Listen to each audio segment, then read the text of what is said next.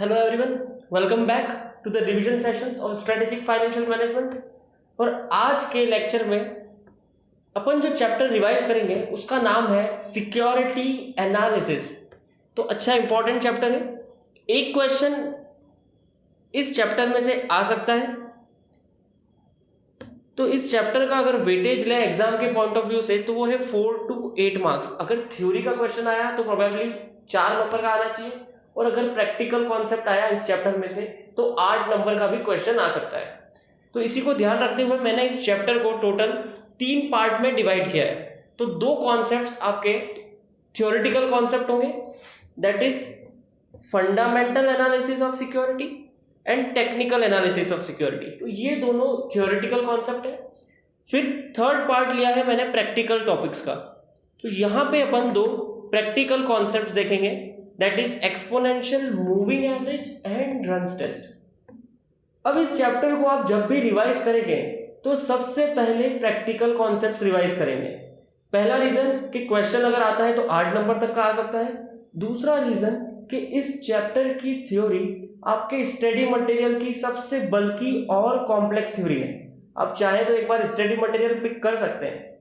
तो मैंने इस चार्ट में जितनी थ्योरी कवर की है, I had tried my level best to cut short the theory, उसको लॉजिकली अरेंज किया है प्लस एग्जाम ओरिएंटेड बनाया है। तो सिर्फ आपको 2 चीजों का ध्यान रखना है कि इस चार्ट में जितने कॉन्सेप्ट्स हैं सिर्फ आप उतने रिवाइज कर लें तो आई गारंटी कि आप क्वेश्चन अटेम्प्ट कर पाएंगे। सेकंड, जितने भी टॉपिक्स अपन डिस्कस करेंगे एटलीस्ट उनमें हेडिंग्स याद रखना, सेम स्टडी मटेरियल की हेडिंग से, तो वो आपको एग्जाम में लिखनी पड़ेगी।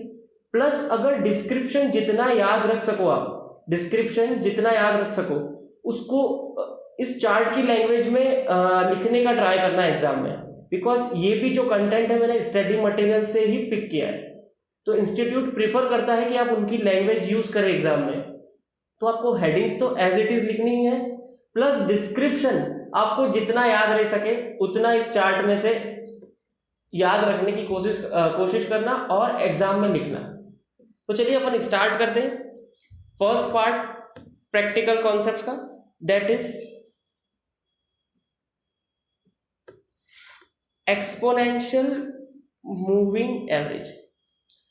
तो if you have done a bit of trading in stock market, या आपने कभी stock market related website visit की है, सपोज आपने कभी मनी कंट्रोल की साइट ही अगर देखी होगी, तो वहां पे आपको एक बहुत बार नोटिफिकेशन या मैसेज दिखता होगा जब भी आप किसी स्टॉक को ट्रैक करते हैं तो, कि this stock is trading about 200 day moving average, या बिलो 50 डे मूविंग एवरेज, या 100 day moving average.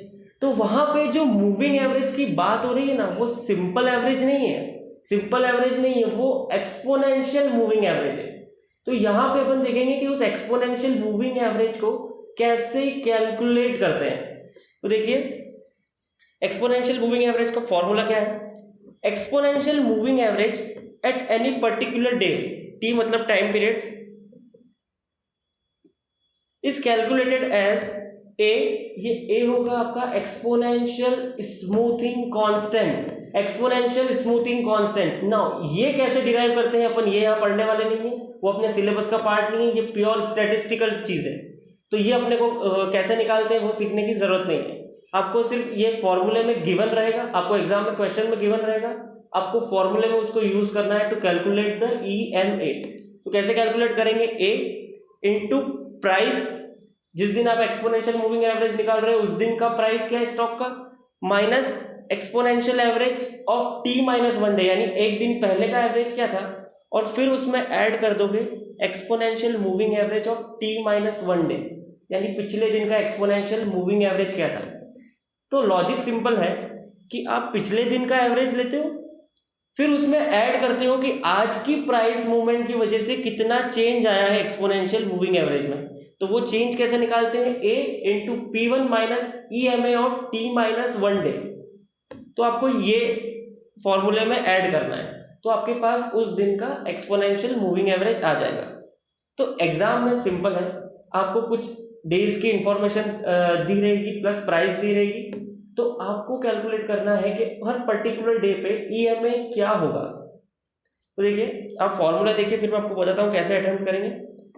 EMA is equals to A into price of stock on that day minus exponential moving average of previous day plus exponential moving average of previous day. तो यहाँ पे ए क्या है आपका, exponential smoothing constant, PT क्या है,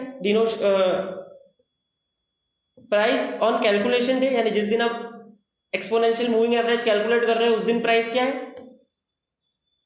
और फिर अपन ने दिया है कि below table will be used for solving questions. तो सपोज आपको 5 दिन की इंफॉर्मेशन दी है, आपको इन 5 दिन का एक्सपोनेंशियल मूविंग एवरेज निकालना है। तो सबसे पहले आप एक टेबल बनाएंगे, इसका पहला कॉलम होगा डेज, कितने दिन की इंफॉर्मेशन दी है।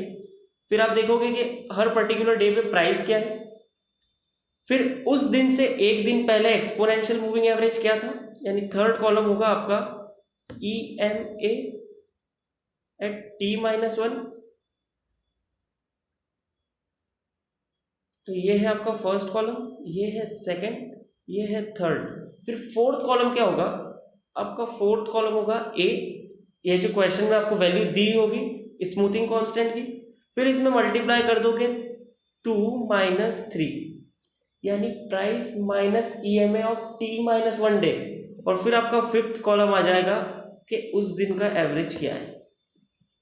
तो आप यहाँ पे प्राइस लिखोगे पिछले दिन का, यानी फर्स्ट डे के पहले वाला तो आपको क्वेश्चन में दिया हुआ रहेगा, ये वैल्यू गिवन रहती है।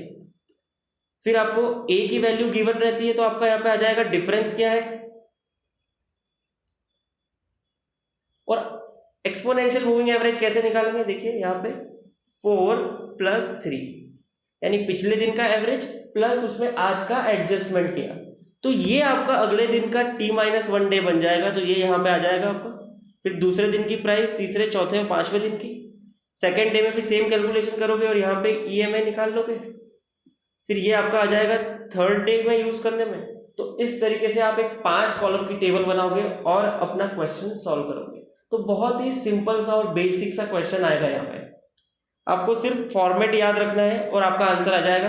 आपको एक 5 कॉलम की टेबल बनानी है। फर्स्ट कॉलम होगा आपका डेट, जिस दिन आपको एक्सपोनेंशियल मूविंग एवरेज निकालना है। फिर उस दिन प्राइस क्या है, उसके एक दिन पहले एवरेज क्या था, फिर दोनों का डिफरेंस और उसको मल्टीप्लाई किया स्मूथिंग कांस्टेंट से। तो ये चाहे तो आप एक कॉलम में भी यूज कर सकते हैं। और फिर आपका आ जाएगा जिस दिन आप कैलकुलेट कर रहे हो उस दिन का एवरेज। पास्ट में इस टाइप के क्वेश्चन पूछे गए हैं। आप हो सकता है सोच रहे हो कि सिंपल सा क्वेश्चन है, लेकिन ये क्वेश्चन आता है एग्जाम में, इवन 8 मार्क्स में भी। तो सिंपल सा है, अपने को पूरे नंबर अपनी झोली में चाहिए। आप फॉर्मूला लिखोगे, फॉर्मूला एक्सप्लेन करोगे और फिर टेबल बनाओगे। फिर दूसरा कॉन्सेप्ट है, ये थोड़ा सा कॉम्प्लेक्स है, दैट इज रन्स टेस्ट। तो इस टेस्ट को अपन यूज करते हैं to find out the weak form efficiency of market. क्या मार्केट वीकली एफिशिएंट है? तो वीकली एफिशिएंट मार्केट कब होता है, जब आप पास्ट प्राइसेस के बेसिस पे फ्यूचर में स्टॉक का क्या प्राइस हो सकता है ये कैलकुलेट ना कर पाओ। अगर आप कैलकुलेट कर पा रहे हो पास्ट ट्रेंड के हिसाब से, तो मार्केट वीकली इनएफिशिएंट होगा। यानी कोई भी बंदा आउट परफॉर्म कर सकता है मार्केट, वो पास्ट ट्रेंड देखेगा और फ्यूचर की प्राइस असर्टन करके और फिर प्रॉफिट कमा सकता है। तो मार्केट वीकली एफिशिएंट कब कहलाता है, जब ऐसा कोई कर ना पाए, या फिर मैं सिंपल से बोलूं तो कोई टेक्निकल एनालिसिस ना कर पाए। टेक्निकल एनालिसिस में अपन क्या करते हैं, पास्ट ट्रेंड देखते हैं, ये चीज अपन अभी डीप में देखेंगे थ्योरी में। टेक्निकल एनालिसिस में अपन पास्ट ट्रेंड देखते हैं और फिर फ्यूचर में क्या प्राइस हो सकता है ये जज करते हैं। तो अगर आप कर पा रहे हो तो कोई भी बंदा इजीली प्रॉफिट कमा पाएगा स्टॉक मार्केट में, तो फिर तो मार्केट इनएफिशिएंट हो गया। एफिशिएंट कब होगा, जब मार्केट कॉम्पिटिटिव है, आसानी से कोई पैसा ना कमा पाए। तो अपने को यहाँ पे जज करना है कि मार्केट वीकली एफिशिएंट है या नहीं है। तो अपन कैसे टेस्ट करेंगे, देखिए आपको कुछ डेज की इंफॉर्मेशन प्रोवाइडेड रहेगी एग्जाम में।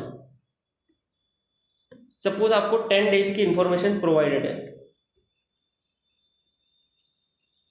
यहाँ पे डेज रहेंगे, यहाँ पे प्राइस रहेगी। सपोज 10 डेज की इंफॉर्मेशन प्रोवाइडेड है।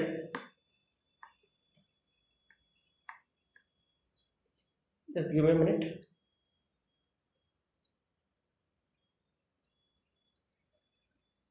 सपोज आपको 10 दिन की इंफॉर्मेशन दी है, ये 8, 9 और 10।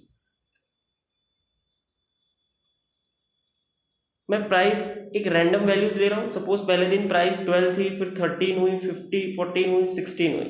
अब प्राइस स्टार्ट्स डिक्लाइनिंग, फिर 15 हुई, 14, 13, कितने हो गए 1 2 3 4 5 6 7, फिर यहाँ पे 12 हुई, फिर 13 हुई और फिर 14 हुई। तो ये प्राइस मूवमेंट दे रखे हैं आपको। तो यहाँ पे ये टेस्ट अपना फोकस करता है on direction of change and not on magnitude of change, यानी जो प्राइस चेंज हो रहा है उसका डायरेक्शन क्या है। तो अपन सबसे पहले यहाँ पे डायरेक्शन आइडेंटिफाई करेंगे हर दिन में कि प्राइस चेंज का डायरेक्शन क्या है। तो आप देखो पहले डे तो आपके पास कोई इंफॉर्मेशन नहीं है प्रीवियस डे की, तो यहाँ पे प्राइस चेंज पॉजिटिव हुआ है नेगेटिव आप पता नहीं लगा पाओगे।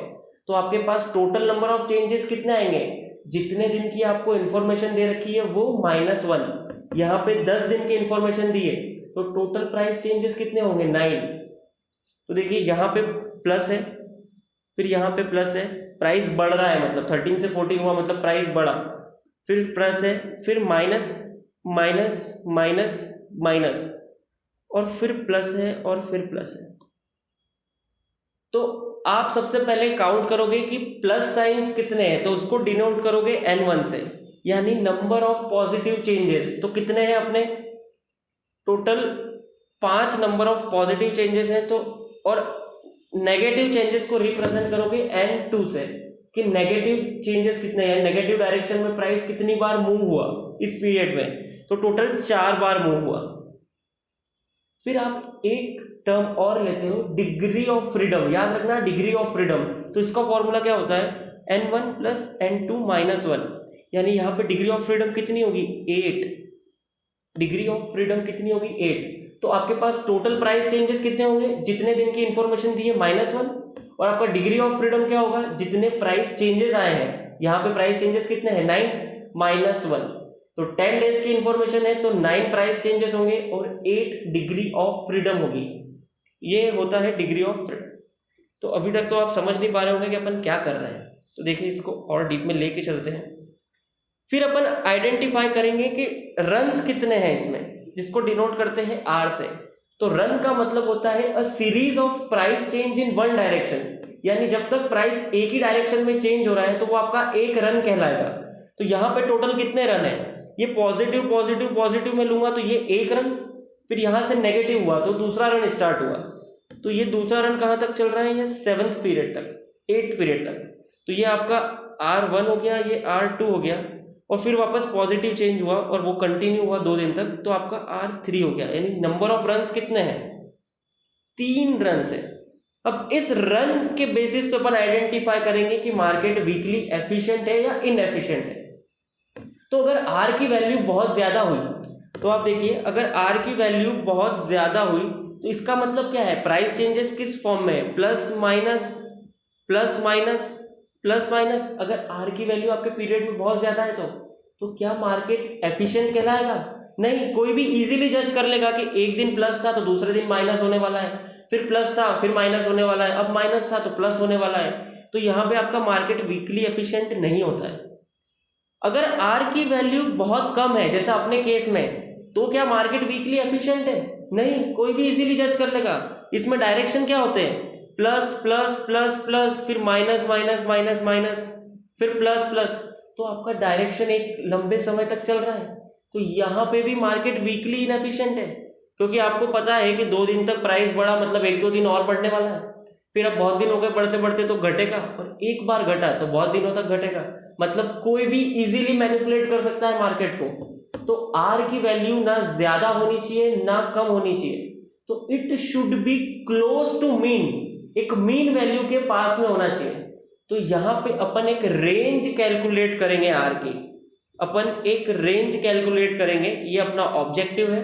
अगर अपने R की वैल्यू इस रेंज में है तो मार्केट वीकली एफिशिएंट है, और अगर R की वैल्यू रेंज में नहीं है तो मार्केट वीकली इनएफिशिएंट है। सिंपल सा ऑब्जेक्टिव है, अपने को इस रेंज को कैलकुलेट करना है और जज करना है कि मार्केट एफिशिएंट है या नहीं है।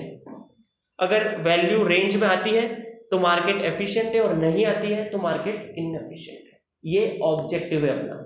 तो देखिए किस तरीके से यूज करेंगे, मतलब देख लीजिए, the number of runs should be in range to prove that market is weakly efficient. तो ये रेंज कैसे कैलकुलेट करेंगे, तो इसकी लोअर लिमिट अपन कैलकुलेट करते हैं म्यू माइनस सिग्मा टी।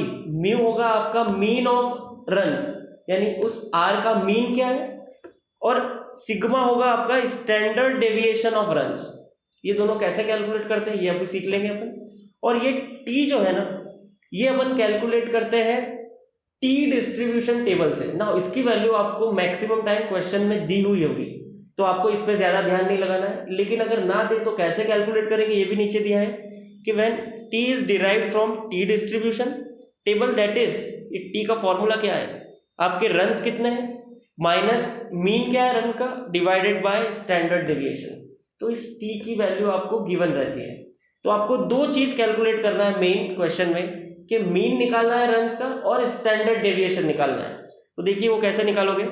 आप सबसे पहले नोटेशन लिख लोगे अपने कि नंबर ऑफ पॉजिटिव चेंजेस कितने हैं, नंबर ऑफ नेगेटिव चेंजेस कितने हैं, नंबर ऑफ रन्स कितने हैं और डिग्री ऑफ फ्रीडम क्या है। ये अपन ने चारों चीज निकालना देख ली। फिर अपन निकालेंगे मीन ऑफ रन। तो इसका फॉर्मूला याद रखना है आपको, थोड़ा सा कॉम्प्लेक्स है पर याद हो जाएगा। 2n1 into n2 upon n1 plus n2। तो अपने केस में मीन क्या होता है 2 इंटू 5 इंटू 4, यहाँ पे आ जाएगा फिर 5 प्लस 4 प्लस 1। तो 2 into n1 into n2 upon n1 plus n2, और उसमें फिर ऐड करना है 1 को।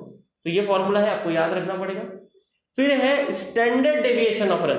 तो इसका फॉर्मूला क्या है, mu minus 1 into mu minus 2 divided by degree of freedom, और फिर उसका स्क्वायर रूट ले लेंगे। तो इस तरीके से आप मीन और स्टैंडर्ड डेविएशन निकालोगे और फिर रेंज निकालोगे आर की।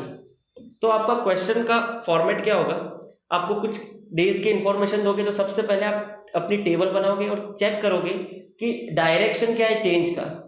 तो आप वहां पे नोटेशन निकाल लोगे कि n1 कितने हैं, n2 कितने हैं, रन्स कितने हैं और डिग्री ऑफ फ्रीडम क्या है। इन चारों कैलकुलेशन के बाद आप देखोगे कि मीन क्या है रन का और स्टैंडर्ड डेविएशन क्या है। फिर आप थर्ड स्टेप में कैलकुलेट करोगे रेंज ऑफ आर, कि रेंज क्या है आर की। और फोर्थ स्टेप में अपना डिसीजन दोगे कि अगर आर की वैल्यू रेंज में है तो मार्केट एफिशिएंट है, और अगर आर की वैल्यू रेंज में नहीं है तो मार्केट वीकली इनएफिशिएंट है। अब पॉसिबल है एक क्वेश्चन आपके दिमाग में आ रहा होगा कि ये डिग्री ऑफ फ्रीडम कहाँ यूज हुई, ये डिग्री ऑफ फ्रीडम कहाँ यूज हुई। तो देखिए मैंने बताया था कि ये टी डिस्ट्रीब्यूशन टेबल से टी की वैल्यू निकलती है जो आपको क्वेश्चन में मोस्टली दी हुई होती है।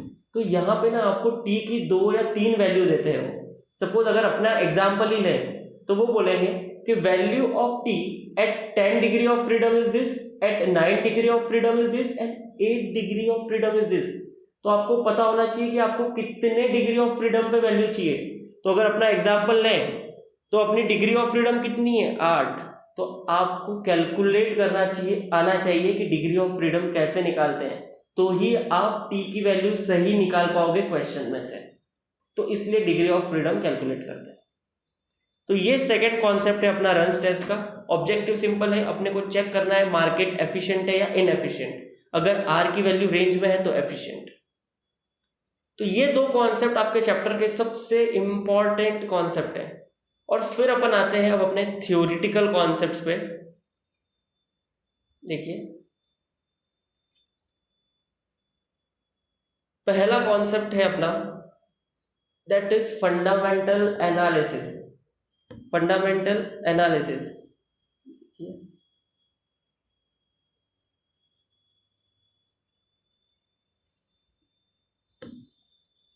Fundamental analysis. तो यहां पे अपन एनालाइज करते हैं risk and return characteristics of stock, यानी स्टॉक कितना रिटर्न दे रहा है, कितना रिस्क है स्टॉक में, यानी उसके फंडामेंटल्स स्टडी करते हैं। तो किसी भी स्टॉक के अगर फंडामेंटल स्टडी करना है ना तो उसकी 3 चीजें स्टडी करनी पड़ती है। पहला इकोनॉमी, यानी आप जिस कंपनी के बारे में एनालिसिस कर रहे हो उसकी इकोनॉमिक कंडीशन कैसी है, उसकी इकोनॉमिक कंडीशन कैसी है ये जज करना है आपको या ये इवेल्युएट करना है। सेकंड, वो कंपनी जिस सेक्टर का या इंडस्ट्री का पार्ट है उसको एनालाइज करो कि उसकी कंडीशन कैसी है। और थर्ड स्टेप में जाके आप अपनी कंपनी का एनालिसिस करो कि कंपनी कैसी है। तो सबसे पहले इकोनॉमी को एनालिसिस करो, फिर उस इंडस्ट्री को एनालिसिस करो, फिर थर्ड में जाके कंपनी स्पेसिफिक एनालिसिस करो। तो इस पार्ट में टोटल आपके 6 क्वेश्चन है जो पॉसिबल है। 2 क्वेश्चन इकोनॉमिक एनालिसिस पे, पहला कि कौन कौन से फैक्टर कंसीडर करने हैं अगर आपको इकोनॉमी का एनालिसिस करना है तो, दूसरा कि क्या टेक्निक यूज कर सकते हो आप इकोनॉमिक एनालिसिस के लिए। सिमिलरली दो अपने आएंगे इंडस्ट्री एनालिसिस के लिए कि कौन कौन से फैक्टर्स कंसीडर करने, प्लस टेक्निक कौन कौन सी यूज करनी है। और तीसरा आएगा आपका कंपनी का पार्ट कि कौन कौन से फैक्टर्स एनालाइज करने हैं अगर आपको कंपनी एनालिसिस करना है तो, और दूसरा टेक्निक क्या क्या हो सकती है कंपनी एनालिसिस की। तो फंडामेंटल एनालिसिस में टोटल 6 क्वेश्चंस पॉसिबल है। तो देखिए सबसे पहले अपन इकोनॉमिक एनालिसिस पे आते हैं। इन 6 में से भी 4 क्वेश्चन इंपॉर्टेंट है एग्जाम के पॉइंट ऑफ व्यू से, वो मैं आपको बता दूंगा कौन कौन से हैं। तो देखिए सबसे पहला है अपना factors to be considered in economic analysis, यानी किसी इकोनॉमी का आप एनालिसिस कर रहे हो तो आपको कौन कौन से फैक्टर्स देखने पड़ेंगे। तो सबसे पहला फैक्टर जो आप देखोगे ना वो है जीडीपी, यानी वो इकोनॉमी किस रेट से ग्रो हो रही है। तो इससे आप आइडेंटिफाई कर पाओगे कि वहां पे इंडस्ट्रियल सेक्टर किस रेट से ग्रो होगा और इन्वेस्टर्स कितना रिटर्न एक्सपेक्ट कर सकते हैं शेयर मार्केट में। तो सबसे पहला फैक्टर जो आपको देखना है ना वो है आपका जीडीपी। तो जीडीपी का मतलब क्या है, estimated growth rate of the economy. It points industrial sector growth and returns that investors can expect. तो सबसे पहला फैक्टर जो आपको देखना है वो जीडीपी है। फिर दूसरा है growth rate of industrial sector, यानी इंडस्ट्रियल सेक्टर किस रेट से ग्रो हो रहा है उस इकोनॉमी में। तो आप सबसे पहले इस इंडस्ट्रियल सेक्टर को ब्रेक कर दोगे into growth rate of various industries, यानी सारी इंडस्ट्री की ग्रोथ रेट कितनी कितनी है, और किसी भी इंडस्ट्री का ग्रोथ रेट कैसे निकालेंगे, based on the demand for the product of that industry. तो आप सबसे पहले हर इंडिविजुअल इंडस्ट्री की ग्रोथ रेट निकाल लो और फिर एक एवरेज फॉर्मूला लेके पूरे इंडस्ट्रियल सेक्टर की ग्रोथ रेट आएगी। तो यहाँ 2 पॉइंट बनेंगे आपके, estimate growth rate of various industries. और कैसे एस्टिमेट करोगे, तो growth rate are estimated based on estimated demand for product. तो डिमांड कितनी है उस इंडस्ट्री के प्रोडक्ट की वो एस्टिमेट करते हैं। तो सेकंड फैक्टर हुआ आपका growth rate of industrial sector. तीसरा हुआ इन्फ्लेशन, यानी इकोनॉमी में इन्फ्लेशन कितना है। तो इन्फ्लेशन 2 टर्म्स में मेजर करते हैं अपन, एक कंज्यूमर प्राइस इंडेक्स और दूसरा है होलसेल प्राइस इंडेक्स, यानी कंज्यूमर प्राइसेस किस रेट से ग्रो हो रहे हैं और होलसेल प्राइसेस किस रेट से ग्रो हो रहे हैं ना। जब प्राइसेस इंक्रीज होती है तो डिमांड में फर्क आता है सारे प्रोडक्ट्स की।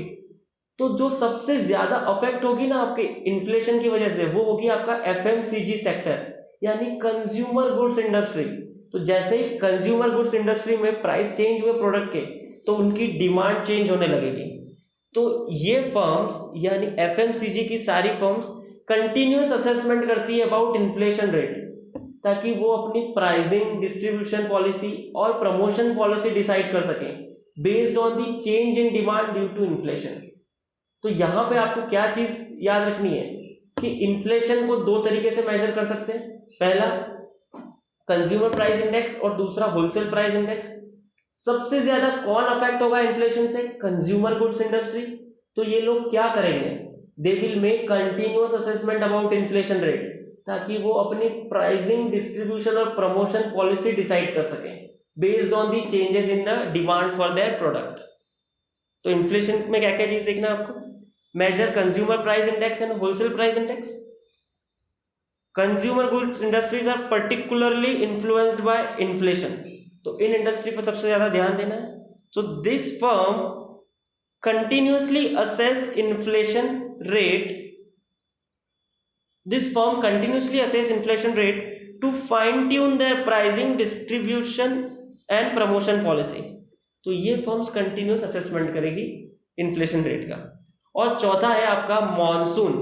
ये क्यों इंपॉर्टेंट है, because of strong forward and backward linkages. कुछ समझ नहीं आने वाला है पर एग्जाम में यही पॉइंट लिखना है, स्टडी मटेरियल का है।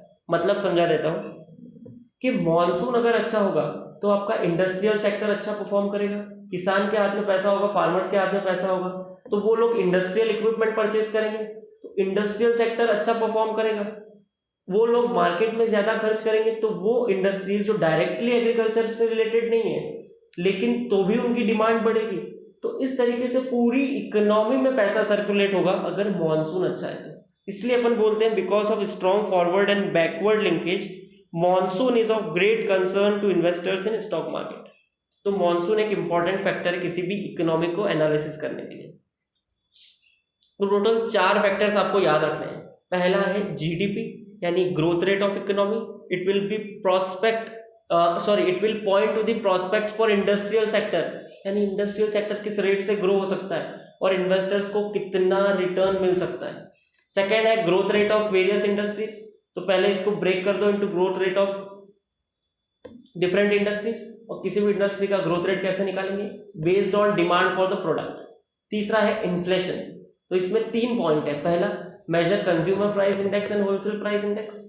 Consumer goods industries are likely to affect more by inflation, so this firm will make continuous assessment about inflation rate. क्यों करेंगे?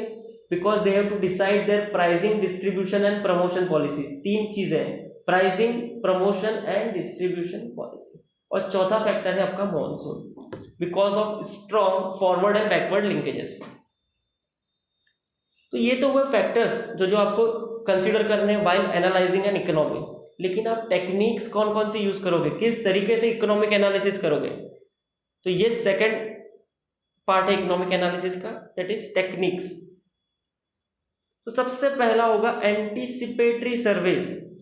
तो इससे आप एक ओपिनियन बना पाओगे कि फ्यूचर स्टेट क्या होने वाला है इकोनॉमी का। तो यहाँ पे आप एक्सपर्ट का ओपिनियन कंसीडर करते हो रिगार्डिंग कंस्ट्रक्शन एक्टिविटीज, यानी इकोनॉमी में कंस्ट्रक्शन एक्टिविटी किस रेट पे ग्रो होने वाली है। Expenditure on plant and machinery, यानी लोग कैपिटल एक्सपेंडिचर कितना करने वाले हैं। Future spending habits of consumer क्या होने वाली है। तो इन सब चीजों पे आप एक्सपर्ट का ओपिनियन इनकॉर्पोरेट करते हो अपने सर्वे पे, and you try to form an opinion on future state of economy. तो पहली टेक्निक क्या होगी, एंटीसिपेटरी सर्वेस। तो यहां पे क्या है, it helps form opinion on future state of economy. आप फ्यूचर में इकोनॉमी कैसा परफॉर्म करेगी ये डिसाइड कर सकते हो। यहां क्या करते हैं अपन, incorporate expert opinion on economic activities. Economic activity कौन कौन सी, like construction, expenditure on plant and machinery and levels of inventory, plus it estimates future spending habits of consumer. तो एंटीसिपेटरी सर्वे में आप ओपिनियन फॉर्म करते हो economy के बारे में, इनकॉर्पोरेट करते हो एक्सपर्ट के ओपिनियन कई की चीजों पे। पहला कंस्ट्रक्शन एक्टिविटी, दूसरा expenditure on plant and machinery, तीसरा लेवल्स ऑफ इन्वेंट्री, और चौथा future spending habits of consumer. तो ये आपकी पहली टेक्निक है। फिर दूसरी टेक्निक होगी आपकी बैरोमीटर और इंडिकेटर अप्रोच। तो अपन 3 अप्रोच यूज करते हैं या 3 इंडिकेटर्स यूज करते हैं टू फाइंड आउट के how the economy will perform in future. तो पहला होता है आपका leading indicator. So this indicators lead the economic activity in terms of their outcome. मतलब आज कोई इवेंट हुआ है, उसकी वजह से इकोनॉमी में फ्यूचर में क्या इंपैक्ट आ सकता है, ये इंडिकेटर्स बताते हैं। तो वो होंगे आपके लीडिंग इंडिकेटर्स, यानी इवेंट आज हुआ और उसका इंपैक्ट फ्यूचर में इकोनॉमी पे किस तरीके से होगा, तो वो इंडिकेट जो करते हैं वो होते हैं अपने लीडिंग इंडिकेटर्स। जैसे for example corporate tax rate cut हुआ, तो ये एक लीडिंग इंडिकेटर है बिकॉज इसका इंपैक्ट फ्यूचर में होगा इकोनॉमी पे। सेकंड, जैसे नोटबंदी हुई थी, तो ये एक लीडिंग इंडिकेटर है, इसका इंपैक्ट फ्यूचर में होगा इकोनॉमी पे, तो वो अपन ने एनालाइज किया, तो ये है लीडिंग। दूसरे होते हैं आपके लैगिंग इंडिकेटर्स। तो basically they are the reasons for economic changes. Suppose एक टाइमलाइन है सिंपल सी, अगर यहां पे इकोनॉमिक इवेंट हुआ और यहां पे उसका इंपैक्ट आने वाला है, तो ये लीडिंग इंडिकेटर है। और सपोज यहां पे अपने को इकोनॉमिक इंपैक्ट पता चला,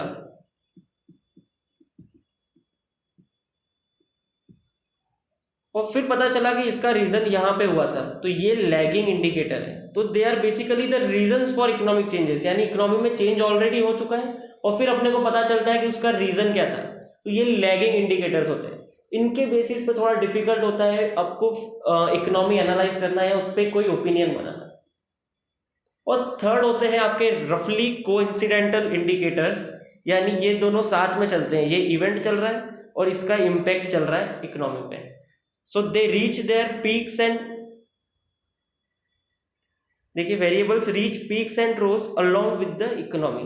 पहले दो भी पढ़ लेते हैं अपन। देखिए पहला है leading indicators, they lead the economic activity in terms of their outcome. ठीक है, ये देखा अपन ने। Variables reach high low point in advance of economic activity.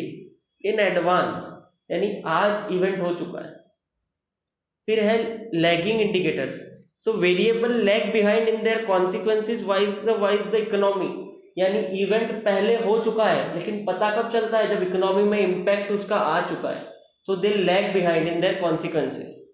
फिर तीसरा है रफली कोइंसिडेंटल, मतलब ये इवेंट अपने इकोनॉमिक इम्पैक्ट के साथ साथ चलते हैं। फिर है इकोनॉमिक मॉडल बिल्डिंग अप्रोच, तो यहाँ पे आप एक इकोनॉमिक का मॉडल बिल्ड करने की कोशिश करते हो। कैसे? सपोज आपके पास कुछ पास्ट पीरियड्स का डेटा है, उसके बेसिस पे आप एस्टिमेट करोगे इकोनॉमी में डिमांड कितने होने वाली है by using various factors like के पॉलिटिकल स्टेबिलिटी क्या रहने वाली है फ्यूचर में, या रेट ऑफ इन्फ्लेशन क्या होने वाला है, तो इसको एडजस्ट करोगे पास्ट डेटा में और एस्टिमेट करोगे इकोनॉमिक डिमांड। फिर इसके बेसिस पे अपन निकालेंगे टोटल इनकम क्या होगी अपने इकोनॉमी की। अपन पूरी इकोनॉमी का मॉडल बना रहे हैं, तो ये टोटल इनकम अगर आपको थोड़ा याद आ रहा हो तो इसको कैसे मेजर करते हैं, इकोनॉमिक्स 11-12 की कैसे मेजर करते हैं, gross national product. Total income का मतलब होता है जीएनपी, और इसके 4 कंपोनेंट्स होते हैं। तो सबसे पहले अपन इन चारों कंपोनेंट्स को एस्टिमेट करेंगे। पहला कंपोनेंट क्या होता है? Consumption expenditure. दूसरा कंपोनेंट होता है प्राइवेट इन्वेस्टमेंट।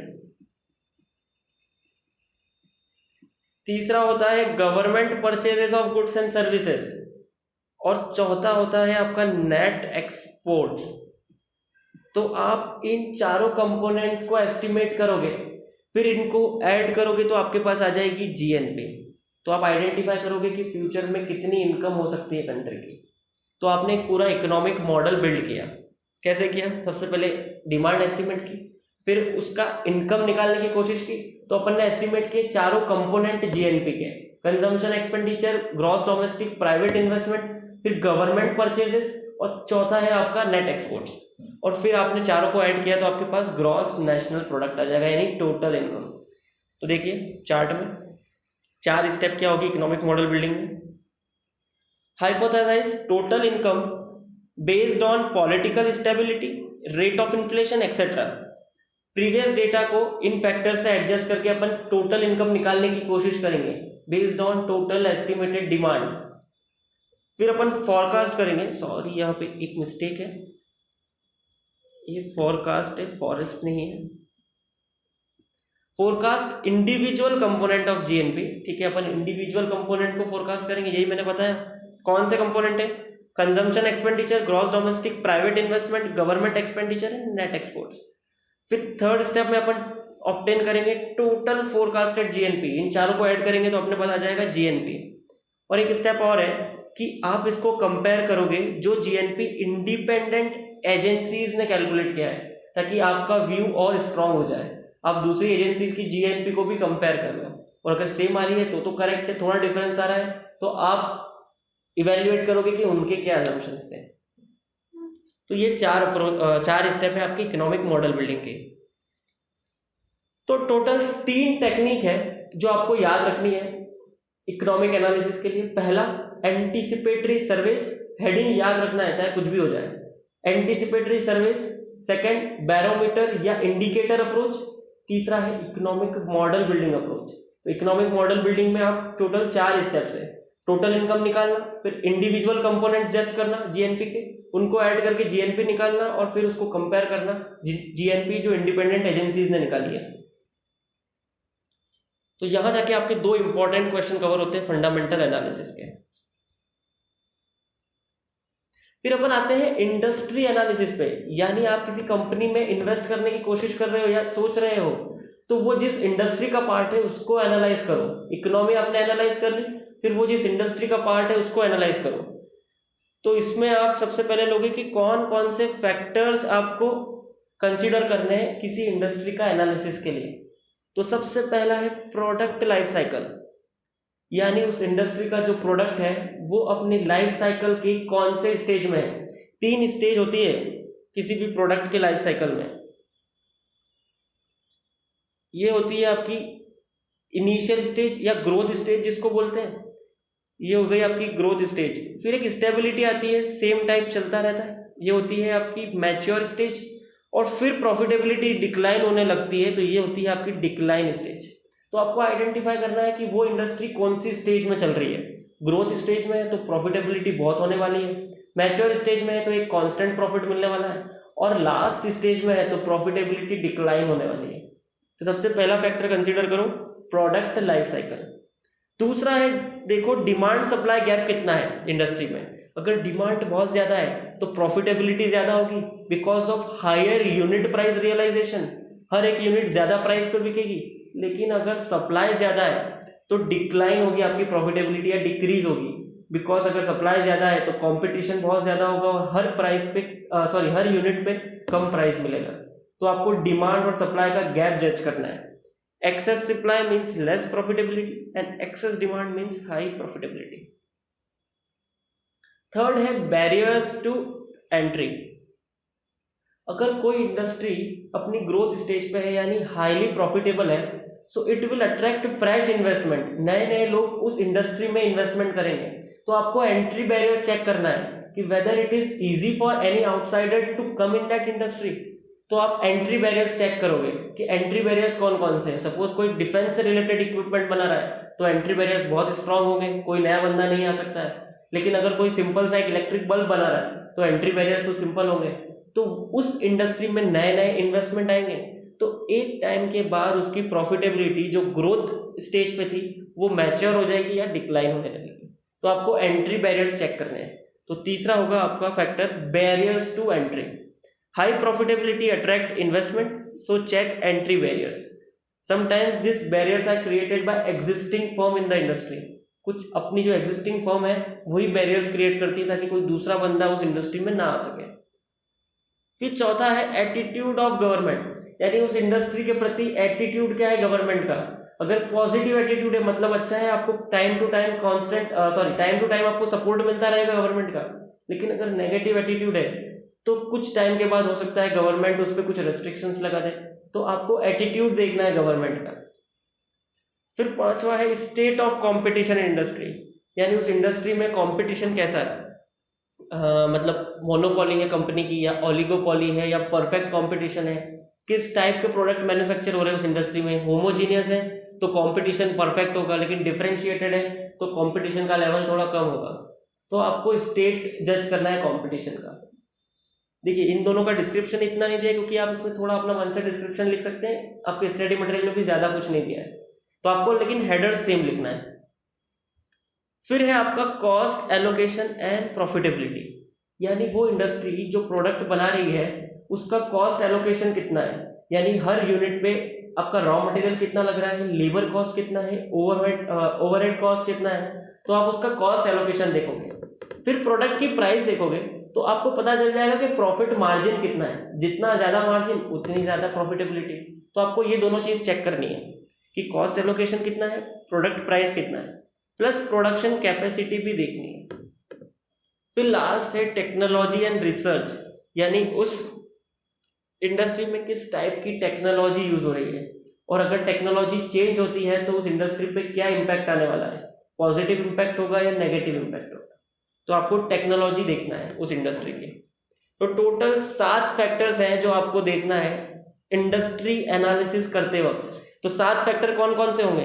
पहला प्रोडक्ट लाइफ साइकिल, दूसरा डिमांड एंड सप्लाई गैप, तीसरा बैरियर्स टू एंट्री, चौथा है आपका एटीट्यूड ऑफ गवर्नमेंट, पांचवा है आपका स्टेट ऑफ कंपटीशन, छठा है आपका कॉस्ट एलोकेशन, और सातवां है टेक्नोलॉजी एंड रिसर्च।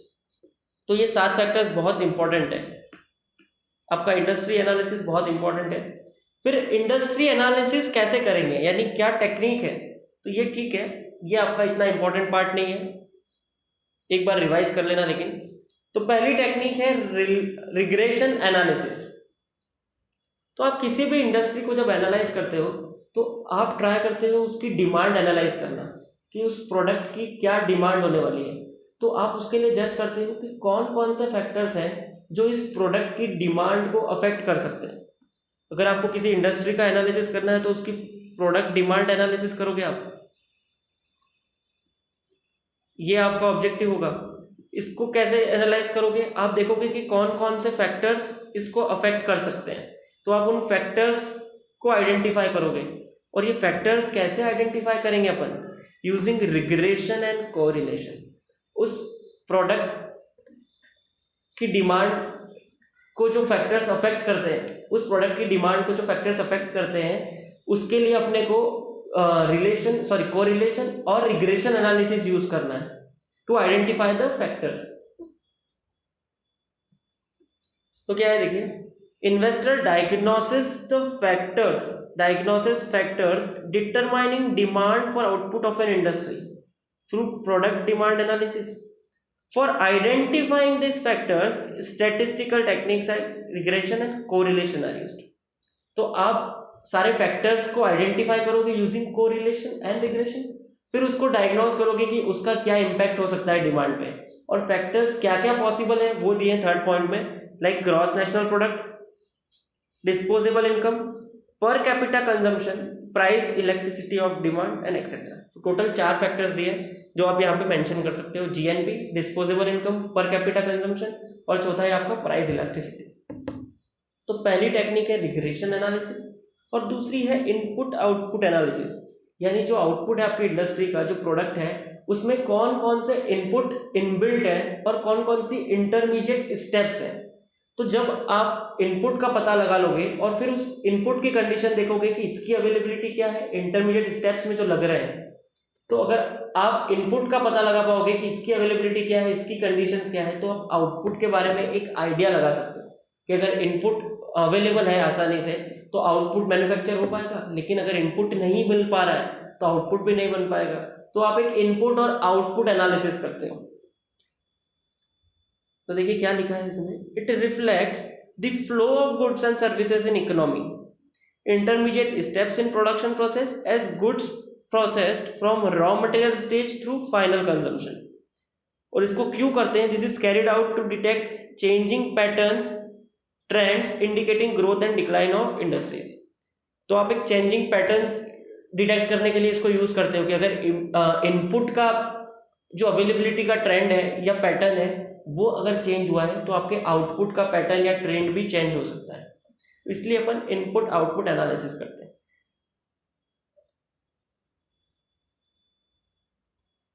लेकिन टेक्निक्स इतने इंपॉर्टेंट नहीं है इंडस्ट्री एनालिसिस में, फैक्टर्स ज्यादा इंपॉर्टेंट है, इस पे ध्यान देना है। इकोनॉमिक एनालिसिस में दोनों चीज इंपॉर्टेंट थी। फिर लास्ट है अपना कंपनी एनालिसिस। अब जाके आप अपनी कंपनी को एनालाइज करोगे जिसमें आपको इन्वेस्टमेंट करना है। पहले इकोनॉमी को देख लिया, फिर इंडस्ट्री को देख लिया, अब कंपनी पे आते हैं। तो कंपनी को एनालिसिस करने के लिए कौन कौन से फैक्टर्स कंसीडर करने हैं, कंपनी का एनालिसिस करने के लिए कौन कौन से फैक्टर्स कंसीडर करोगे। सबसे पहले चेक करेंगे कि नेटवर्थ और बुक वैल्यू क्या है। नेटवर्थ कैसे निकालते हैं, by adding 3 things, equity share capital, preference share capital and reserves and surplus. और बुक वैल्यू कैसे निकालेंगे, by dividing net worth with number of shares. तो पहला फैक्टर जो कंसीडर करोगे वो है net worth and book value of share. दूसरा है आपका sources and uses of fund, मतलब फंड फ्लो एनालिसिस करना कि पैसा कहां कहां से आ रहा है कंपनी में और कहां कहां जा रहा है। मेन ऑब्जेक्टिव क्या होता है अपने फंड फ्लो एनालिसिस का, टू आइडेंटिफाई कि कोई भी लॉन्ग टर्म प्रोजेक्ट आपकी शॉर्ट टर्म सोर्स से फाइनेंस नहीं हुआ है। अगर आपने short term sources of funds अपने लॉन्ग टर्म प्रोजेक्ट में लगा दिए हैं तो आपकी कंपनी पे एडवर्स इंपैक्ट आ सकता है, बिकॉज वो तो आपको रिडीम करना है शॉर्ट टर्म में और इसका जो रिटर्न है वो तो बाद में आएगा। तो यहाँ पे कंपनी को कैश क्रंच हो सकता है। तो आप फंड फ्लो एनालिसिस करोगे।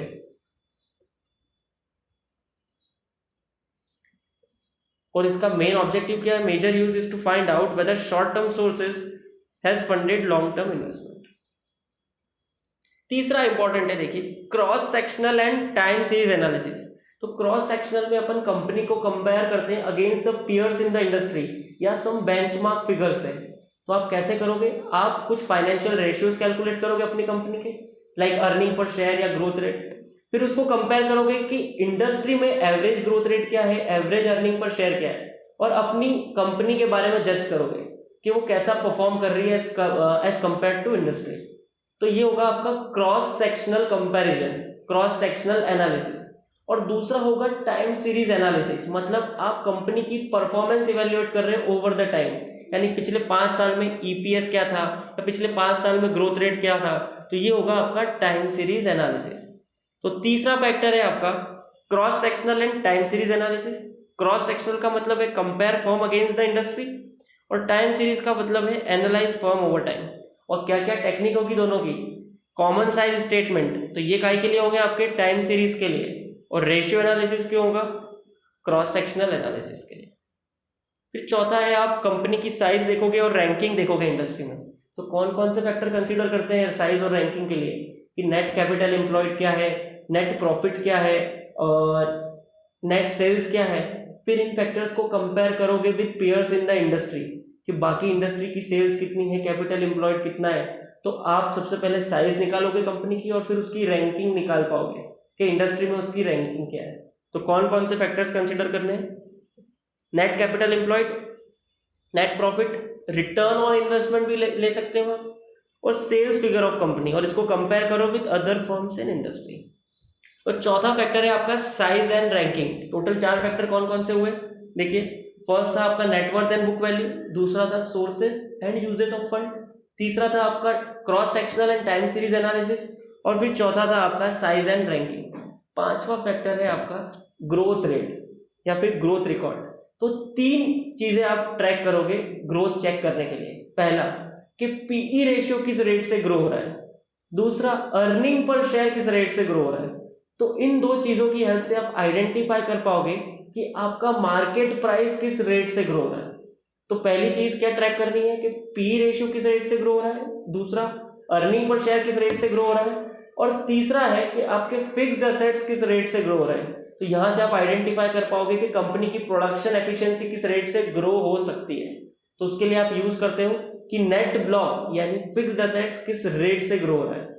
तो ग्रोथ रेट में आप 3 चीज देखोगे, P ratio, earnings growth per annum and net block growth per annum, कि आपकी अर्निंग्स किस रेट से ग्रो हो रही है और नेट ब्लॉक किस रेट से ग्रो हो रहा है। फिर 6th फैक्टर आप कंसीडर करोगे कॉम्पिटिटिव एडवांटेज।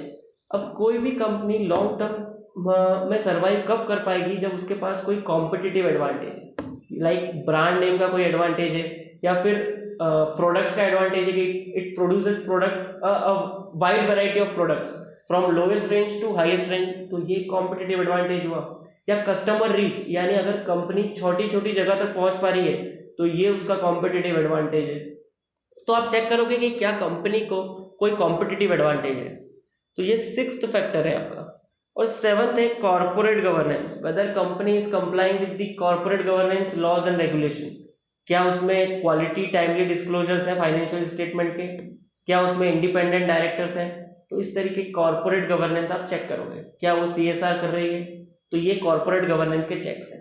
तो टोटल 7 फैक्टर आपको कंसीडर करने हैं कंपनी एनालिसिस में, मेरे साथ रिपीट कर सकते हैं। पहला है नेटवर्थ एंड बुक वैल्यू, दूसरा है आपका sources and uses of fund, तीसरा है आपका cross sectional and time series analysis, फिर चौथा है आपका, एक मिनट, चौथा कौन सा था, साइज एंड रैंकिंग, फिर पांचवा है आपका ग्रोथ रिकॉर्ड, 6th है कॉम्पिटिटिव एडवांटेज, सिक्स्थ है आपका कॉम्पिटिटिव एडवांटेज, और 7th है कॉर्पोरेट गवर्नेंस। तो ये 7 फैक्टर्स हैं जो आपको कंसीडर करने हैं व्हाइल एनालाइजिंग अ कंपनी। फिर है टेक्निक्स जो आप यूज कर सकते हो कंपनी एनालिसिस के लिए। तो ठीक है, ये भी इतना इंपॉर्टेंट नहीं है, सिर्फ हेडिंग्स दिए इसलिए मैंने। पहली है कोरिलेशन और रिग्रेशन, ये अपन ने इंडस्ट्री में भी देखी। दूसरी है ट्रेंड एनालिसिस, यानी आप कंपनी के ट्रेंड्स आइडेंटिफाई करो, यानी कंपनी में ग्रोथ रेट क्या चली आ रही है पिछले 5 साल में, उसका अर्निंग पर शेयर क्या है। तो इस तरीके से आप कंपनी में ट्रेंड आइडेंटिफाई करो। तीसरा है डिसीजन ट्री एनालिसिस, तो ये आपने SFM में देखा होगा, अपने कैपिटल बजटिंग में इंटरमीडिएट में। तो आप डिसीजन ट्री में प्रोबेबिलिटीज असाइन करते हो with respect to each possible outcome, और फिर उसको एड अप करते हो to obtain the final outcome. तो यहाँ पे भी अपन सेम चीज करेंगे। सपोज आप एक वेरिएबल लोगे, से मार्केट प्राइस, फिर आप देखोगे कि डिफरेंट कंडीशन में क्या मार्केट प्राइस हो सकती है कंपनी के शेयर की, फिर उसके प्रोबेबिलिटी असाइन कर दो और उन सबको मल्टीप्लाई करोगे प्रोबेबिलिटी इनटू पॉसिबल प्राइस को, और एड अप करोगे तो आपके पास आ जाएगी कि एक एस्टिमेटेड प्राइस क्या है। तो वो होगा आपका डिसीजन ट्री एनालिसिस। तो तीसरी टेक्निक है डिसीजन ट्री एनालिसिस। तो ये 3 टेक्निक आप मेंशन कर सकते हो और थोड़ा डिस्क्राइब कर सकते हो इन केस अगर क्वेश्चन आता है। तो यहां जाके अपने टोटल 6 कॉन्सेप्ट जो फंडामेंटल एनालिसिस के हैं वो कवर होते हैं। एक बार फिर रिवाइज कर लेते हैं 2 मिनट में। पहला अपन ने देखा इकोनॉमिक एनालिसिस, तो कौन कौन से फैक्टर्स कंसीडर करने हैं इकोनॉमी एनालिसिस करते वक्त। तो 4 फैक्टर्स हैं। पहला है जीडीपी, दूसरा है growth rate of industrial sector, तीसरा है इन्फ्लेशन और चौथा है मॉनसून। चलिए एक शॉर्ट फॉर्म लिख सकते हैं आप यहाँ चाहे तो, मैं भूल गया उस वक्त। मिग 2 कौन कौन से फैक्टर्स कंसीडर करना है? मिग 2 एक एयरक्राफ्ट का नाम है। तो एम से हो जाएगा आपका मॉनसून, आई से हो जाएगा आपका इन्फ्लेशन और जी 2 बार है, तो एक हो जाएगा आपका growth rate of industrial sector और दूसरा हो जाएगा आपका जीडीपी। तो ये शॉर्टकट आप यूज कर सकते हैं याद रखने के लिए। फिर टेक्निक्स कौन कौन सी इकोनॉमिक एनालिसिस की? तो टोटल 3 टेक्निक है। एंटीसिपेटरी सर्वेस, एक्सपर्ट के सर्वे लो about economic development, construction activity, expenditure on plant and machinery, future spending habits, और इकोनॉमिक पे एक फ्यूचर ओपिनियन फॉर्म करो। तो पहला होगा एंटीसिपेटरी सर्वेस। फिर दूसरा होगा आपका बैरोमीटर और इंडिकेटर अप्रोच। तो टोटल 3 अप्रोचेस जो आप यूज करते हो, लीडिंग, लैगिंग और एक है रफली कोइंसिडेंटल। और तीसरा अपना टेक्निक है इकोनॉमिक मॉडल बिल्डिंग अप्रोच। यहाँ पे एक पूरी इकोनॉमिक का मॉडल बनाते हैं अपन। तो इसके 4 स्टेप्स हैं। पहला, टोटल इनकम अपने को एस्टिमेट करनी है। दूसरा, कैसे एस्टिमेट करेंगे वो बताना है, by forecasting the levels of various components. जो टोटल इनकम के 4 कंपोनेंट्स है उसको एस्टिमेट करो। तीसरी स्टेप में उसको ऐड करो और आइडेंटिफाई करो टोटल जीएनपी कितना। और फिर फोर्थ स्टेप में उसको कंपेयर कर लो इंडिपेंडेंट एजेंसीज ने जो फोरकास्ट की आपकी जीएनपी उससे। तो ये 3 टेक्निक है। फिर आते हैं अपन इंडस्ट्री एनालिसिस पे। तो इसमें मेन पार्ट है फैक्टर्स कौन कौन से कंसीडर करने हैं। पहला है प्रोडक्ट लाइफ साइकिल, किस लाइफ साइकिल कौन सी स्टेज पे है प्रोडक्ट, ये चेक करना है। दूसरा है अपना डिमांड सप्लाई गैप, कि उस इंडस्ट्री में डिमांड और सप्लाई की गैप कितनी है। तीसरा है आपका बैरियर्स टू एंट्री। चौथा था आपका स्टेट ऑफ कंपटीशन। फिर था कॉस्ट एलोकेशन एंड प्राइसिंग। फिर था आपका लास्ट था टेक्नोलॉजी एंड रिसर्च। तो ये टोटल फैक्टर्स हैं जो आपको इंडस्ट्री एनालिसिस में कंसीडर करने हैं। फिर टेक्निक्स 2 थी, रिग्रेशन और इनपुट आउटपुट एनालिसिस। फिर अपन कंपनी का एनालिसिस करते हैं। तो उसमें टोटल अपन ने 7 फैक्टर्स देखे थे। पहला फैक्टर था आपका नेटवर्थ एंड बुक वैल्यू। दूसरा था फंड फ्लो एनालिसिस यानी sources and uses of fund. तीसरा था cross sectional and time series analysis. Cross sectional मतलब कंपनी के रेशियोज कंपेयर करना with other firms in the industry, और टाइम सीरीज मतलब कंपनी को इवेल्युएट करना ओवर द टाइम, यानी उसकी परफॉर्मेंस क्या चली आ रही है पास्ट में। तो ये होगा cross sectional and time series. फिर अपना चौथा पार्ट था ग्रोथ रिकॉर्ड। फिर अपना था कॉम्पिटिटिव एडवांटेज। ग्रोथ रिकॉर्ड में 3 पार्ट थे, सॉरी, ग्रोथ रिकॉर्ड में 3 पार्ट थे। पहला पीई, दूसरा अर्निंग्स ग्रोथ और तीसरा नेट ब्लॉक में ग्रोथ। फिर आपका कॉम्पिटिटिव एडवांटेज था और एक और था दैट इज कॉर्पोरेट गवर्नेंस। तो टोटल ये 7 फैक्टर्स कंसीडर करने हैं। तो यहां जाके आपका फंडामेंटल एनालिसिस खत्म होता है। चलिए वापस आते हैं अपन और आगे बढ़ते हैं दैट इज टेक्निकल एनालिसिस पे।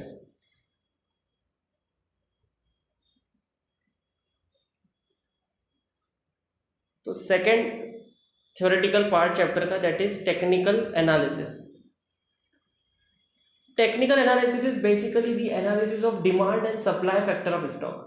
यानी स्टॉक की डिमांड कितनी है, सप्लाई कितना है, उसके बेसिस पे अपन जज करते हैं कि स्टॉक की प्राइस क्या होने वाली है। तो यहाँ पे अपन स्टॉक के प्राइसेस की पास्ट ट्रेंड्स लेते हैं और उसको जज करते हैं with the help of chart, और फिर डिसाइड करते हैं कि फ्यूचर में क्या प्राइसेस हो सकती है स्टॉक की। तो इस पार्ट में अपन क्या क्या देखने वाले हैं, सबसे पहले ये देख लीजिए कि अजम्पशंस क्या क्या है टेक्निकल एनालिसिस के। सेकंड, प्रिंसिपल्स क्या क्या है टेक्निकल एनालिसिस के। फिर कितने टाइप के चार्ट्स होते हैं टेक्निकल एनालिसिस में वो, और कैसे रीड करते हैं इनको, वो देख लेंगे अपन। फिर है थ्योरीज ऑफ टेक्निकल एनालिसिस, यानी वो ट्रेंड जो पास्ट ट्रेंड्स अपन जिसकी बात कर रहे हैं टेक्निकल एनालिसिस में, उसको कैसे आइडेंटिफाई करते हैं और कैसे रीड करते हैं। तो ये अपन थ्योरीज की हेल्प से समझेंगे कि थ्योरी क्या क्या है टेक्निकल एनालिसिस की। तो इसमें टोटल आपको 4 थ्योरीज करनी है, that is Dow Jones theory, Elliott wave theory, random walk theory, और लास्ट है आपकी एफिशिएंट मार्केट थ्योरी। तो ये 4 थ्योरीज है जो अपने को करनी है। तो अपन स्टार्ट करते हैं अजम्पशन से कि टेक्निकल एनालिसिस के अजम्पशंस क्या क्या है। देखिए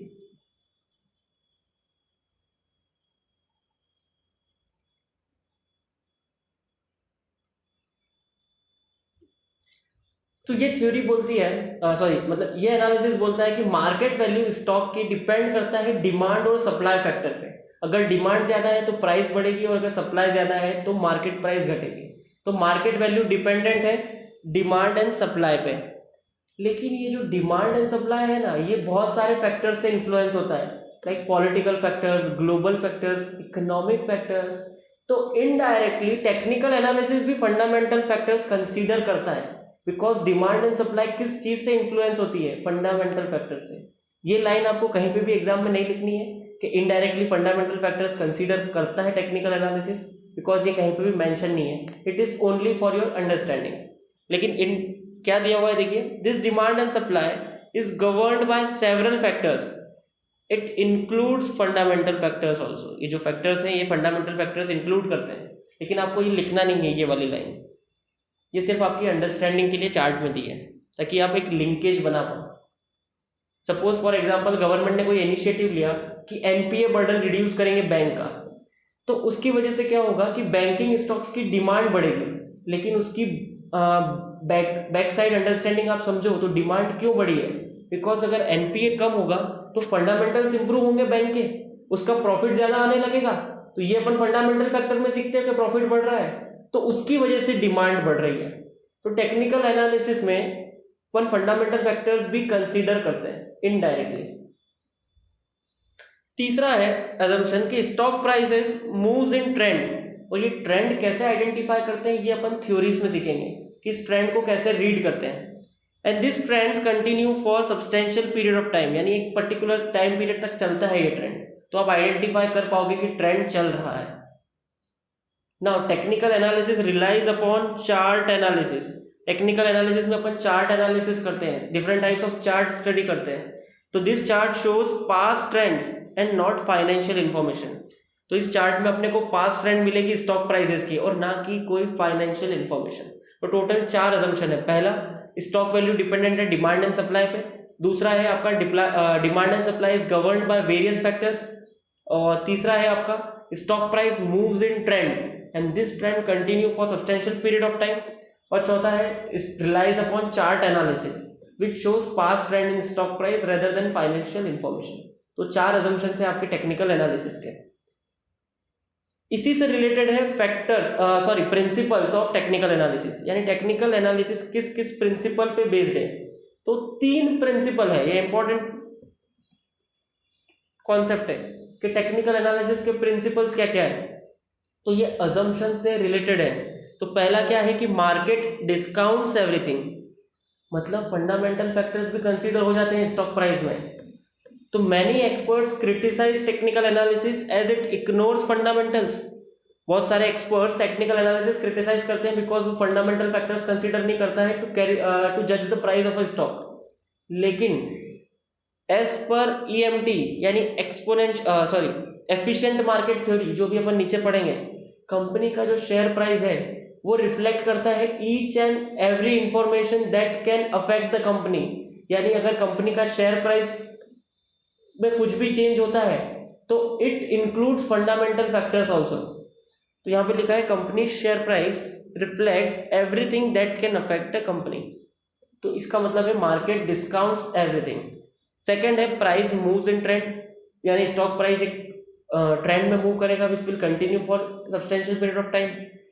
और थर्ड है history tends to repeat himself, मतलब ये जो आपने सेकंड चीज देखी कि प्राइस ट्रेंड में मूव करता है, so this trend generally repeat themselves, मतलब जो पास्ट में ट्रेंड था वो फ्यूचर में ट्रेंड होता है, जनरली ऐसा होता है। तो इसलिए कहते हैं कि history tends to repeat itself, यानी जो पास्ट ट्रेंड था वो फ्यूचर में कंटिन्यू हो सकता है। तो टोटल 3 प्रिंसिपल्स है। पहला है मार्केट डिस्काउंट्स एवरीथिंग, दूसरा है प्राइस मूव्स इन ट्रेंड्स, और तीसरा है आपका history tends to repeat itself. फिर थर्ड है अपना टेक्निकल एनालिसिस का concept, that is types of chart, यानी टेक्निकल एनालिसिस में कितने टाइप्स ऑफ चार्ट होते हैं। तो टोटल 3 टाइप ऑफ चार्ट होते हैं। पहला होता है आपका बार चार्ट। तो देखिए उसको कैसे रीड करते हैं। आपके पास सपोज कुछ पीरियड्स की इंफॉर्मेशन दी है, सपोज आपके पास 7 दिन की इंफॉर्मेशन है, तो उसका बार चार्ट कैसे होगा। देखिए ये हो जाएगी टाइम लाइन 1 2 3 4 5 6 7, और ये है आपकी प्राइस लाइन, ये आपके डेज हो गए। तो बार चार्ट में एक वर्टिकल लाइन होती है और 2 हॉरिजॉन्टल लाइन होती है। तो किसी भी दिन में आप बार चार्ट किस तरीके से रिप्रेजेंट करोगे, ये फर्स्ट डे पे बार चार्ट है, ये वर्टिकल लाइन है और 2 हॉरिजॉन्टल लाइन है। तो vertical line represents highest and lowest price, यानी ये देखिए आप ग्रीन में,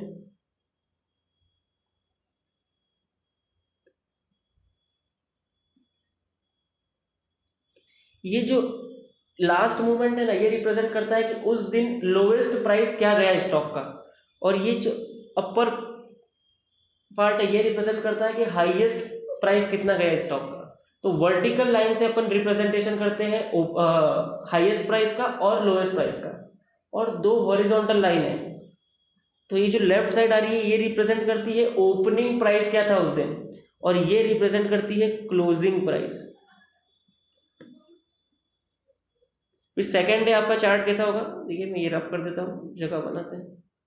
सेकेंड डे आपका चार्ट यहाँ से स्टार्ट होगा, ये ओपनिंग प्राइस, फिर 2 वर्टिकल लाइन होगी और एक वर्टिकल और 2 हॉरिजॉन्टल। तो ये ओपनिंग प्राइस हो गया, ये क्लोजिंग प्राइस हो गया, और ये ऑरेंज में देखिए ये आपका हाईएस्ट प्राइस है और ये लोएस्ट प्राइस है। तो बार चार्ट में एक वर्टिकल लाइन होती है जो रिप्रेजेंट करती है हाईएस्ट और लोएस्ट प्राइस, और 2 हॉरिजॉन्टल लाइन होती है, एक रिप्रेजेंट करती है ओपनिंग प्राइस और दूसरी होती है अपनी क्लोजिंग प्राइस। तो बार चार्ट कैप्चर करता है आपकी opening, closing, highest and lowest price, चारों चीजें कैप्चर करता है। फिर सेकेंड टाइप ऑफ चार्ट होता है अपना लाइन चार्ट।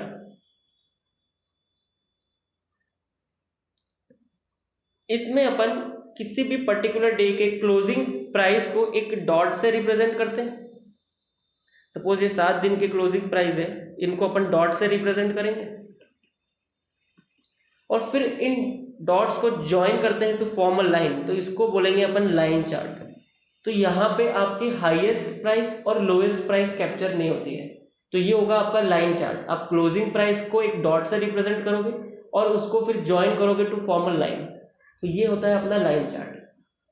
और तीसरा होता है आपका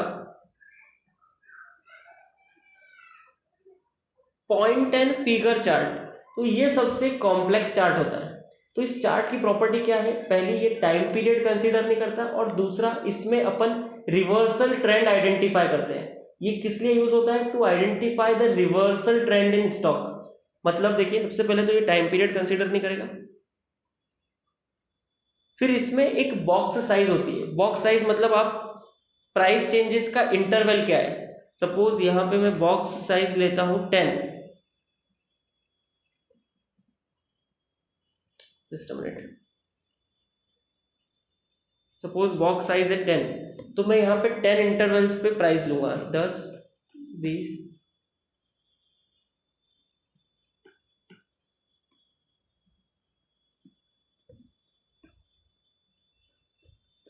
फिर मेरा होगा इसमें एक रिवर्सल क्राइटेरिया, जनरली 3 होता है। कि रिवर्सल ट्रेंड कैसे आइडेंटिफाई करेंगे, कि अगर प्राइस रिवर्स हुई है तो उसका क्राइटेरिया क्या है। सपोज रिवर्सल क्राइटेरिया 3 है, यानी अगर 3 टाइम्स अगर बॉक्स साइजेस रिवर्स ट्रेंड में मूव हुए तो आप उसको रिप्रेजेंट करोगे। देखिए थोड़ा सा कॉम्प्लेक्स है, कैसे आइडेंटिफाई करेंगे। सपोज आज ये स्टॉक प्राइस चल रहा है 10, इसको अपन रिप्रेजेंट करते हैं एक्स से। अब ये प्राइस 20 हुआ तो फिर आप इसको रिप्रेजेंट करोगे, फिर ये प्राइस 30 हुआ तो फिर इसको रिप्रेजेंट किया, फिर 40 हुआ फिर रिप्रेजेंट किया, फिर 50 हुआ फिर रिप्रेजेंट हुआ। फिर अगर आपका प्राइस 50 से 40 होता है तो आपका प्राइस रिवर्स हो रहा है, तो क्या अभी आप रिप्रेजेंट करोगे, नहीं। आपका रिवर्सल क्राइटेरिया 3 है, तो जब तक 3 बॉक्स साइज मूव नहीं करेगा रिवर्स ट्रेंड में आप उसका रिप्रेजेंटेशन नहीं करोगे। सपोज ये यहाँ पे आया तो अपन रिप्रेजेंट करेंगे, अभी तक नहीं। 40 से 30 तक आया, अभी भी रिप्रेजेंट नहीं करेंगे क्योंकि 2 बॉक्स साइज मूव हुई है। 20 तक आया तो क्या अपन रिप्रेजेंट करेंगे, हाँ अपन इसको ओ से रिप्रेजेंट करते हैं फॉर एग्जांपल। तो ये रिवर्सल ट्रेंड आइडेंटिफाई हुआ। अगर ये यहाँ से बढ़ना स्टार्ट होता है तो अगर ये 1 भी बढ़ेगा ना तो अपन फिर इसको आइडेंटिफाई करेंगे कि ये 30 हुआ फिर 40 हुआ। सपोज यहाँ से फिर गिरता है 30 होता है तो क्या अपन आइडेंटिफाई करेंगे इसको, नहीं।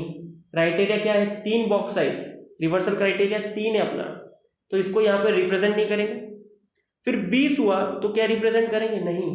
फिर सपोज 20 के पास वापस प्राइस इंक्रीज हो गई, 30 हुई, फिर 40 हुई, तो आपका रिवर्सल क्राइटेरिया मीट नहीं हुआ था अभी, तो आपका कोई रिप्रेजेंटेशन ही नहीं होगा। तो ये अपन क्यों यूज करते हैं point and figure chart? To detect reversals in trend based on reversal criteria. और इसमें टाइम पीरियड अपन यूज नहीं करते। यहाँ पे जो टाइम पीरियड है उसको अपन ने कुछ यूज नहीं किया, टाइम पीरियड से लेना देना नहीं होता है पॉइंट एंड फिगर चार्ट में। तो 3 टाइप के चार्ट कौन कौन से हैं? पहला है आपका बार चार्ट। तो यहाँ पे एक वर्टिकल लाइन रहती है जो रिप्रेजेंट करती है लोएस्ट टू हाईएस्ट प्राइस, और शॉर्ट हॉरिजॉन्टल लाइन रहती है जो रिप्रेजेंट करती है ओपनिंग एंड क्लोजिंग प्राइस। फिर आपका होता है लाइन चार्ट। तो closing price of each period are plotted as a point and joined by line. तो यहाँ पे आप सारे पीरियड की क्लोजिंग प्राइस को एक डॉट के फॉर्म में रिप्रेजेंट करोगे और फिर उसको ज्वाइन करोगे तो आपके पास लाइन चार्ट आएगा।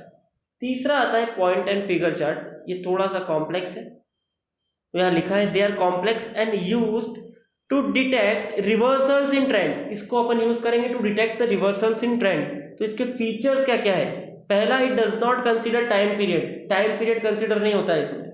दूसरा, ये एक बॉक्स साइज कंसीडर करता है, यानी बॉक्स की वैल्यू क्या है चार्ट पे, जैसे अपने इसमें 10 थी तो बॉक्स साइज होगी 10, इसका मतलब होता है value of each box on chart. और तीसरा फीचर है इसका रिवर्सल क्राइटेरिया, यानी number of boxes to record reversal trend, यानी कितने बॉक्सेस मूव होगा प्राइस तब आप रिवर्सल ट्रेंड आइडेंटिफाई करोगे या रिकॉर्ड करोगे। तो ये जनरली 3 होता है।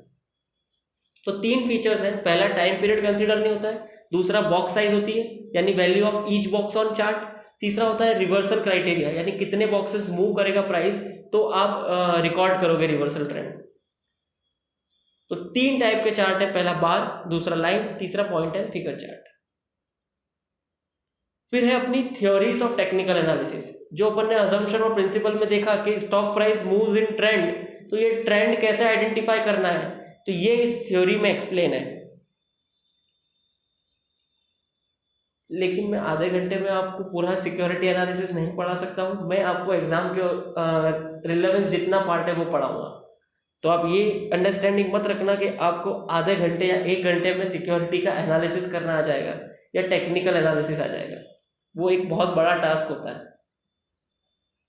चलिए, पहली थ्योरी है अपनी डाउ जोन्स थ्योरी। इस बंदे का नाम चेंज कर दिया मेरे एडिटर ने, टॉन्स कर दिया था, फिर मैं वापस चेंज कर देता हूँ, डाउ जोन्स थ्योरी। तो this is originated by Charles Dow. ये बंदा है जिसने ये थ्योरी बनाई।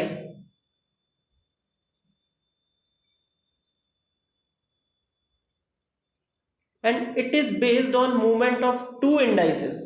2 इंडाइसेस के मूवमेंट पे ये थ्योरी बेस्ड है। पहला है ट्रांसपोर्टेशन और दूसरा है इंडस्ट्रियल एवरेज, यानी Dow Jones transportation average and Dow Jones industrial average. ये दोनों इंडाइसेस क्यों पिक की इसने? बिकॉज किसी भी इकोनॉमी को जो सबसे ज्यादा चीजें अफेक्ट करती है वो है आपका इंडस्ट्रियल सेक्टर और दूसरा ट्रांसपोर्टेशन सेक्टर। तो इन 2 इंडाइसेस के बेसिस पे थ्योरी बनाई है। तो आपका होगा एक इंडाइस डाउ जोन्स ट्रांसपोर्टेशन एवरेज और दूसरा डाउ जोन्स इंडस्ट्रियल एवरेज। तो ये थ्योरी क्या बोलती है कि if successive highs and lows are higher, अगर सक्सेसिव हाई और लो हायर होंगे तो बुलिश ट्रेंड एग्जिस्ट करता है, यानी मार्केट बुलिश है। इसका मतलब क्या है? देखिए,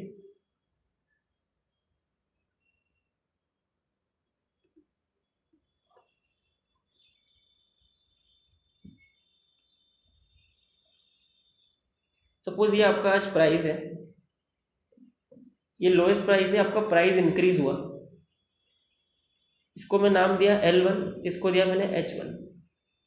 फिर ये प्राइस डिक्रीज हुआ लेकिन ये L1 से नीचे नहीं आया, और फिर प्राइस इंक्रीज हुआ और ये H1 से ऊपर गया, इसको मैंने रिप्रेजेंट किया H2 से और ये इसको रिप्रेजेंट किया L2 से।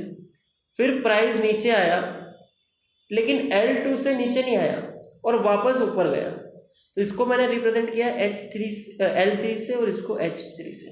तो यहाँ पे आप देखो सक्सेसिव हाइज जो है यानी H1, H2, H3 ये इंक्रीज हो रहे हैं, ये हायर जा रहे हैं, यानी H2 is greater than H1 and H3 is greater than H2।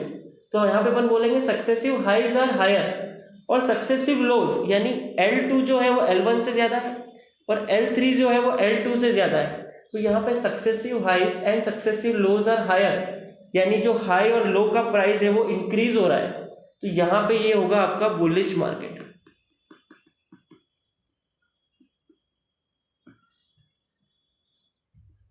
H3 is greater than H2 is greater than H1 और L3 is greater than L2 and it is greater than L1। आपके successive highs and lower higher है, लेकिन अगर successive highs and lows lower होंगे तो उस case में कैसा प्राइस ट्रेंड होगा? ये आपका L1 है, ये H1 है, फिर प्राइस डिक्रीज हुआ और L1 से भी नीचे आएगा तो ये आपका लो जो है सक्सेसिव वो नीचे चला गया। फिर प्राइस इंक्रीज होगा लेकिन H1 से ऊपर नहीं जा पाएगा तो सक्सेसिव हाइज है वो भी लोअर है। तो H1 और H2 आपके सक्सेसिव हाइज हैं, लेकिन H2 H1 से छोटा है, यानी सक्सेसिव हाइज आर लोअर। तीसरा ट्रेंड हुआ कैसा?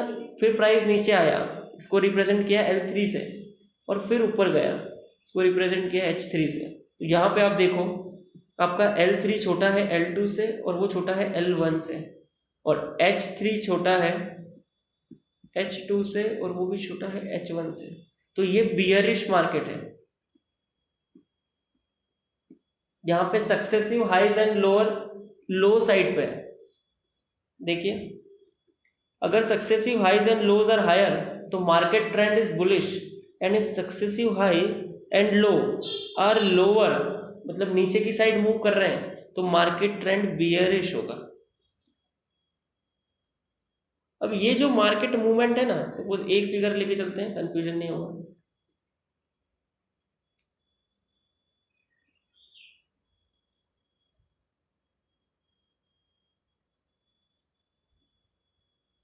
ये जो मार्केट मूवमेंट है ना, इसको टोटल 3 टाइप में कैटेगराइज किया है।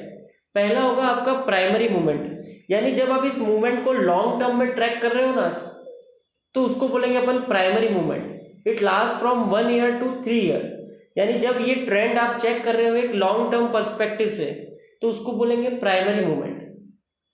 सेकेंड होगा आपका सेकेंडरी मूवमेंट, तो it will last from couple of weeks two month. तो जब उसको शॉर्ट टर्म एनालाइज कर रहे हो ना मूवमेंट को, तो उसको बोलेंगे secondary movement, and it is generally opposite to primary movement, और दोनों साथ में चल रहे हैं। ये आप लॉन्ग टर्म में एनालाइज कर रहे हो, साथ साथ में शॉर्ट टर्म भी चल रहा है, तो ये होगा आपका सेकेंडरी मूवमेंट। देखिए मैं रब करता हूँ और एक डिटेल में एक्सप्लेन करता हूँ। सपोज आपने चार्ट बनाया, आपने ये प्राइस ट्रेंड आइडेंटिफाई किया, तो ये लॉन्ग टर्म पर्सपेक्टिव से देखा कि लॉन्ग टर्म में प्राइस तो अपसाइड जा रहा है, ये बुलिश मार्केट है। प्राइमरी मार्केट प्राइमरी मूवमेंट क्या होगा? Long term movement from 1 year to 3 years, तो उसमें आपने आइडेंटिफाई किया ये बुलिश मार्केट है। फिर इसमें सेकेंडरी मूवमेंट भी साथ में चल रहा है। जब आप शॉर्ट टर्म मूवमेंट चेक करोगे ना, तो सपोज यहाँ पे ऐसा एकदम प्लेन लाइन नहीं मिलती आपको।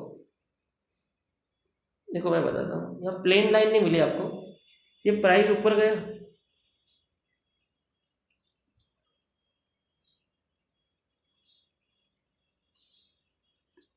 ये प्राइस ऊपर गया, फिर इसने नीचे आना स्टार्ट किया, फिर नीचे आया, फिर नीचे आया, फिर नीचे, इस तरीके से नीचे आया और फिर ऊपर गया।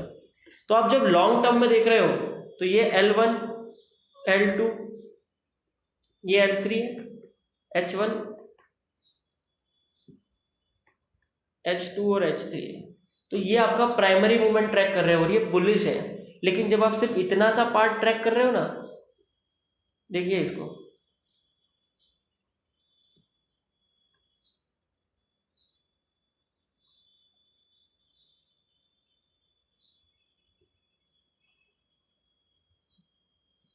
देखिए इसको, मैं इसको नंबरिंग देता हूँ 1 2 3 4 5 6 और 7। तो ये आपका सेकेंडरी मूवमेंट है और ये अपोजिट है आपके प्राइमरी मूवमेंट से। प्राइमरी मूवमेंट आपका बुलिश था और ये आपका बियरिश है।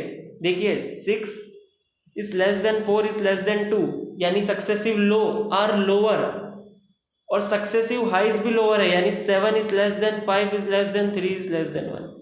तो ये होगा आपका सेकेंडरी मूवमेंट। और थर्ड मूवमेंट होता है आपका डेली फ्लक्चुएशंस, यानी आप जब day to day movement track करते हो तो वो होगा आपका डेली फ्लक्चुएशंस। और ये तीनों मूवमेंट आपके साथ में चल रहे हैं, ये तीनों मूवमेंट आपके साथ में चल रहे हैं।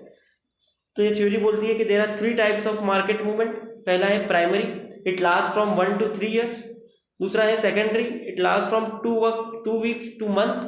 और फिर है आपका डेली मूवमेंट, तो ये आप यहाँ पे day to day movement track करते हो।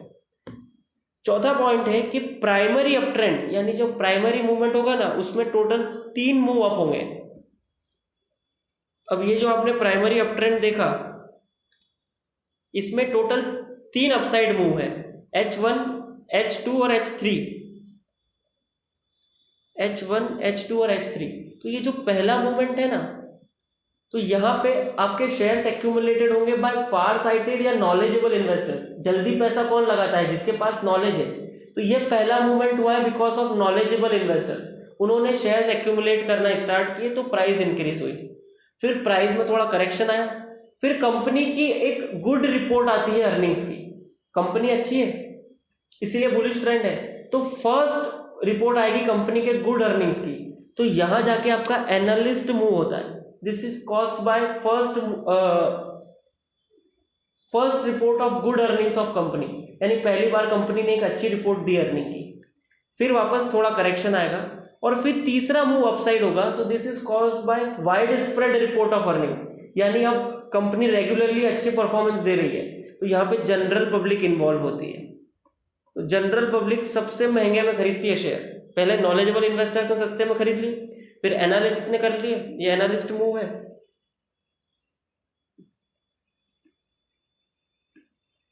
और फिर जनरल पब्लिक आती है। यही लिखा है कि primary uptrend has 3 moves up. पहला move accumulation by far sighted या knowledgeable investors. Second move by first report of good earnings, यानी पहली बार कंपनी की अर्निंग्स की गुड रिपोर्ट आई है। फिर थर्ड होगा आपका wide spread report of financial wellbeing of corporation. तो 3 मूव होते हैं प्राइमरी अपट्रेंड के। तो डो जोन्स थ्योरी में आपको टोटल 4 पॉइंट है जो ध्यान रखने हैं। पहला है 2 इंडाइसेस कंसीडर करता है, ट्रांसपोर्टेशन एवरेज, इंडस्ट्रियल एवरेज। दूसरा है कि ट्रेंड कैसे रीड करते हैं, तो अगर successive high and low higher होंगे तो अप ट्रेंड है, मार्केट ट्रेंड बुलिश है। सक्सेसिव हाई और लो लोअर होंगे तो बेयरिश मार्केट है। तीसरा 3 टाइप ऑफ मूवमेंट होते हैं, प्राइमरी, सेकेंडरी और डेली फ्लक्चुएशन। चौथा प्राइमरी अप ट्रेंड में टोटल 3 मूव होते हैं, पहला नॉलेजेबल इन्वेस्टर्स का, दूसरा एनालिस्ट का यानी first report of good earnings, और तीसरा होगा wide spread report of good earnings, यहाँ पे जनरल पब्लिक इन्वॉल्व होती है। तो डो जोन्स थ्योरी के टोटल 4 पार्ट है। फिर है आपकी एलियट वेव थ्योरी। तो यहाँ पे प्राइस मूवमेंट वेव्स के टर्म्स में ट्रैक होते हैं। Price movements are defined in terms of wave, इसीलिए इसका नाम वेव थ्योरी रखा है। तो पहला पॉइंट तो आपका नाम आ जाएगा कि it defines price movement in terms of waves. तो 2 टाइप की वेव होती है, 2 टाइप की वेव होती है। पहली है आपकी इंपल्सिव वेव्स। तो इस वेव में टोटल 5 वेव होगी in a given direction, either upside या डाउनसाइड। तो 5 वेव्स होगी in a given direction and it indicates bull और बियर फेस, यानी वेव का डायरेक्शन अपसाइड है तो बुल फेस है, और अगर डाउनसाइड है तो बियरिश होगा। देखिए किस तरीके से, सपोज बुलिश मार्केट है, ये आपका अगर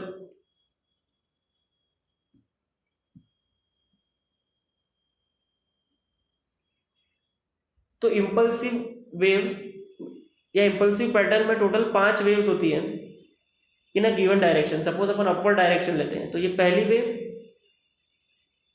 फिर ये दूसरी वेव, फिर तीसरी वेव ऊपर की साइड जाएगी, फिर चौथी और फिर 5वीं।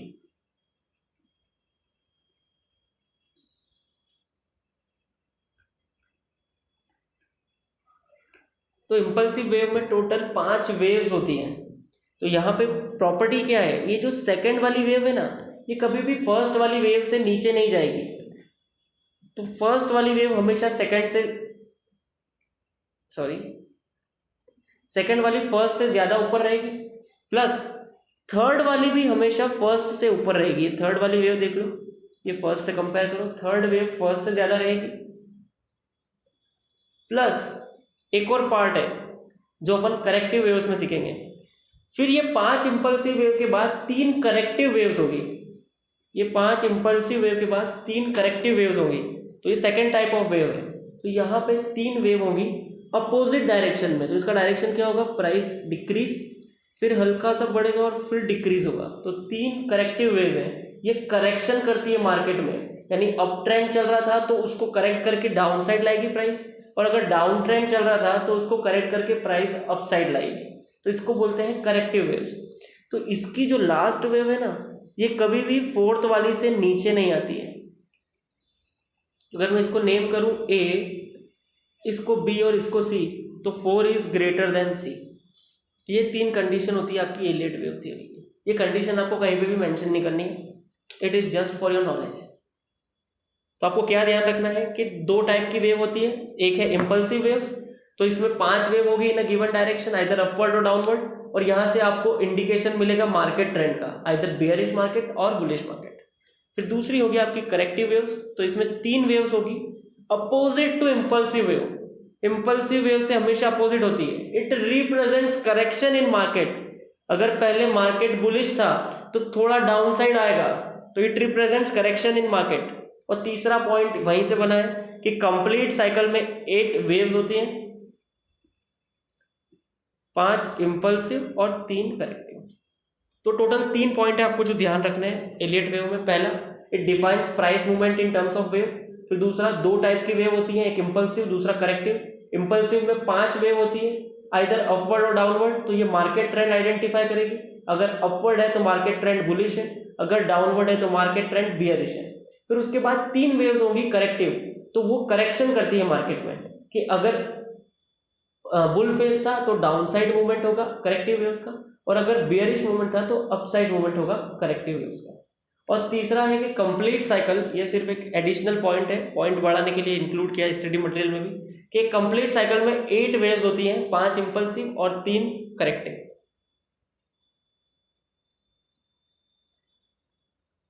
तो ये थी आपकी second theory, Elliott wave theory. और तीसरी है आपकी रैंडम वॉक थ्योरी। ये सिंपल है, आई डोंट थिंक इस पे क्वेश्चन आएगा, पर एक बार पढ़ लेते हैं। इट सेज कि price of share can not be predicted, यानी आप शेयर का कभी भी प्राइस प्रिडिक्ट नहीं कर सकते हो। क्यों? बिकॉज प्राइस चेंज किसी अंडरलाइंग फैक्टर्स की वजह से नहीं होता है, मतलब फंडामेंटल फैक्टर्स की वजह से कभी भी प्राइस चेंज नहीं होता है। सपोज कंपनी की अर्निंग्स अच्छी है, सॉरी, तो वो अच्छे फंडामेंटल है कंपनी के, लेकिन उसकी वजह से प्राइस चेंज नहीं होगा, because price change reflects statistical expression of past data, यानी पास्ट ट्रेंड से प्राइस चेंज होती है स्टॉक की। तो रीजन क्या है कि price trends are not result of any underlying factors but represent statistical expression of past data. तो price of share will never be predicted. और तीसरा है कि there may be periodical ups और downs,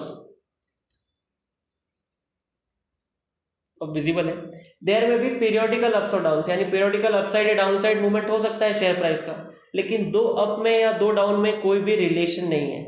no connection can be establish between 2 successive peaks and troughs. तो 3 point है random walk theory में। पहला, price of share can never be predicted. Reason क्या है? Because price change are not the result of any underlying factors but they represent past trends. और तीसरा है कि there can be periodical ups and downs but no connection can be establish between 2 successive peaks and 2 successive troughs. तो ये 3 point याद रखने हैं random walk theory में। फिर चौथा है अपना एफिशिएंट मार्केट थ्योरी। तो इसमें भी टोटल 3 कॉन्सेप्ट है। एफिशिएंट मार्केट थ्योरी, तो सबसे पहले तो अपन इसका मतलब समझेंगे कि ये थ्योरी क्या बोलती है। फिर सेकंड है कि मिसकंसेप्शंस क्या क्या होते हैं इस थ्योरी की वजह से, और तीसरा इसकी लिमिटेशंस क्या क्या है। सबसे पहले देखिए explanation. So this theory says कि price reflect all sensitive available information, यानी प्राइस जो एक्चुअल प्राइस चल रहा है it reflects all available information, यानी आप इनसाइडर ट्रेडिंग भी नहीं कर सकते, बिकॉज उस ट्रेडिंग की जो इन्फॉर्मेशन है, इनसाइडर जो इन्फॉर्मेशन है वो ऑलरेडी इनबिल्ट हो चुकी है प्राइस में। तो price reflects all available price sensitive information. इसका मतलब क्या है कि no investor can outperform the market, यानी आप एबनॉर्मल रिटर्न्स नहीं अर्न कर सकते क्योंकि फेयर प्राइस चल रही है मार्केट में। तो no investor can outperform as stock is appropriately priced. तीसरा पॉइंट सिर्फ एक एक्सटेंशन है सेकंड वाले का, इसमें लिखा है no one can beat the market. No one can beat the market मतलब ना कोई स्टॉक अंडर वैल्यूड है तो आप सस्ते में कोई स्टॉक नहीं खरीद सकते, ना कोई स्टॉक ओवर प्राइस्ड है तो आप ओवर वैल्यू पे कोई स्टॉक बेच नहीं सकते, तो आप मार्केट को कभी भी बीट नहीं कर सकते। इसका मतलब वही है कि no investor can outperform the market, सिर्फ एक एक्सटेंशन है। That is no one can beat the market, buy undervalued और sell overvalued stock as stocks are fairly priced. Stocks fairly priced हैं तो no one can beat the market. लेकिन फिर ऐसे market में पैसा कैसे कमाएंगे, तो चौथे पॉइंट में लिखा है कि आप हायर रिटर्न अर्न कर सकते हो सिर्फ एक तरीके से, बाय मेकिंग रिस्कियर इन्वेस्टमेंट। आप रिस्कियर प्रोजेक्ट में इन्वेस्ट करो और हाई रिटर्न्स कमाओ, क्योंकि आप एबनॉर्मल रिटर्न तो आसानी से कमा नहीं पाओगे। तो investor can obtain higher return only by purchasing riskier investment. तो 4 पॉइंट है जो अपने को याद रखने हैं EMT में, यानी एफिशिएंट मार्केट थ्योरी में। पहला कि price reflects all sensitive information, no investor can outperform the market because stock is fairly priced. Third, no one can beat the market, यानी आप अंडर वैल्यूड स्टॉक को buy नहीं कर सकते, over valued को सेल नहीं कर सकते, क्योंकि स्टॉक फेयरली प्राइस्ड है। और ओनली वे है to earn higher returns invest in riskier projects या riskier stocks. So investor can obtain higher returns only by purchasing riskier investment। अब इसकी वजह से मिसकंसेप्शन क्या क्या हो सकते हैं। तो मिसकंसेप्शन पहला हो सकता है कि कोई भी बंदा ज्यादा प्रॉफिट नहीं कमा सकता है अगर एफिशिएंटली प्राइस्ड है market, efficient market theory prevail कर रही है तो कोई भी बंदा ज्यादा रिटर्न नहीं कमा पाएगा। लेकिन वो गलत है। अपन ने देखा कि आप ज्यादा रिटर्न अर्न कर सकते हो बाय मेकिंग रिस्कियर इन्वेस्टमेंट या इन्वेस्टिंग इन रिस्कियर प्रोजेक्ट्स। तो पहला मिसकंसेप्शन क्या है, investor can not earn consistent long term return, ये मिसकंसेप्शन है पहला। दूसरा कि price can not reflect fair value as future is uncertain, कि कभी भी प्राइस फेयर वैल्यू रिफ्लेक्ट नहीं कर सकती है, लेकिन ये मिसकंसेप्शन है। प्राइस रिफ्लेक्ट कर सकती है फेयर वैल्यू, ये अपन ने देखा। तीसरा लिमिटेशन देखिए, इसमें कंफ्यूजन हो सकता है, inability of institutional portfolio managers to achieve superior investment performance implies that they lack competence in efficient market। मतलब अगर पोर्टफोलियो मैनेजर्स हायर रिटर्न्स नहीं दे पा रहे हैं, इसका मतलब वो इनएफिशिएंट है या कॉम्पिटेंस लैक करते हैं। तो ये एक तीसरा मिसकंसेप्शन है। लेकिन एक्चुअल में क्या है, because the portfolio managers are efficient, उसी की वजह से आपके स्टॉक की प्राइस फेयर प्राइस है। एक्चुअल प्राइस फेयर प्राइस से इक्वल क्यों है, बिकॉज सारे पोर्टफोलियो मैनेजर्स जो है वो कॉम्पिटिटिव है और एफिशिएंट है। लेकिन मिसकंसेप्शन क्या हो सकता है कि वो रिटर्न ज्यादा नहीं दे पा रहे हैं इसलिए वो इनएफिशिएंट है। और चौथा है कि स्टॉक मार्केट इररेशनल है बिकॉज रैंडम मूवमेंट होता है स्टॉक प्राइसेस में। Random movement of stock price suggest that stock market is irrational, लेकिन एक्चुअल में स्टॉक मार्केट रैशनल होता है, रीजनेबल होता है। कोई भी अगर मूवमेंट हुआ है तो उसके पीछे रीजन होता है, तो स्टॉक मार्केट इररेशनल नहीं होता है। तो चौथा मिसकंसेप्शन क्या है कि स्टॉक मार्केट इररेशनल है। तो टोटल 4 मिसकंसेप्शन है। पहला, इन्वेस्टर लॉन्ग टर्म प्रॉफिट नहीं कमा सकते, गलत बात। दूसरी, स्टॉक प्राइस आपकी फेयर प्राइस पे ट्रेड नहीं कर सकता, वो भी गलत।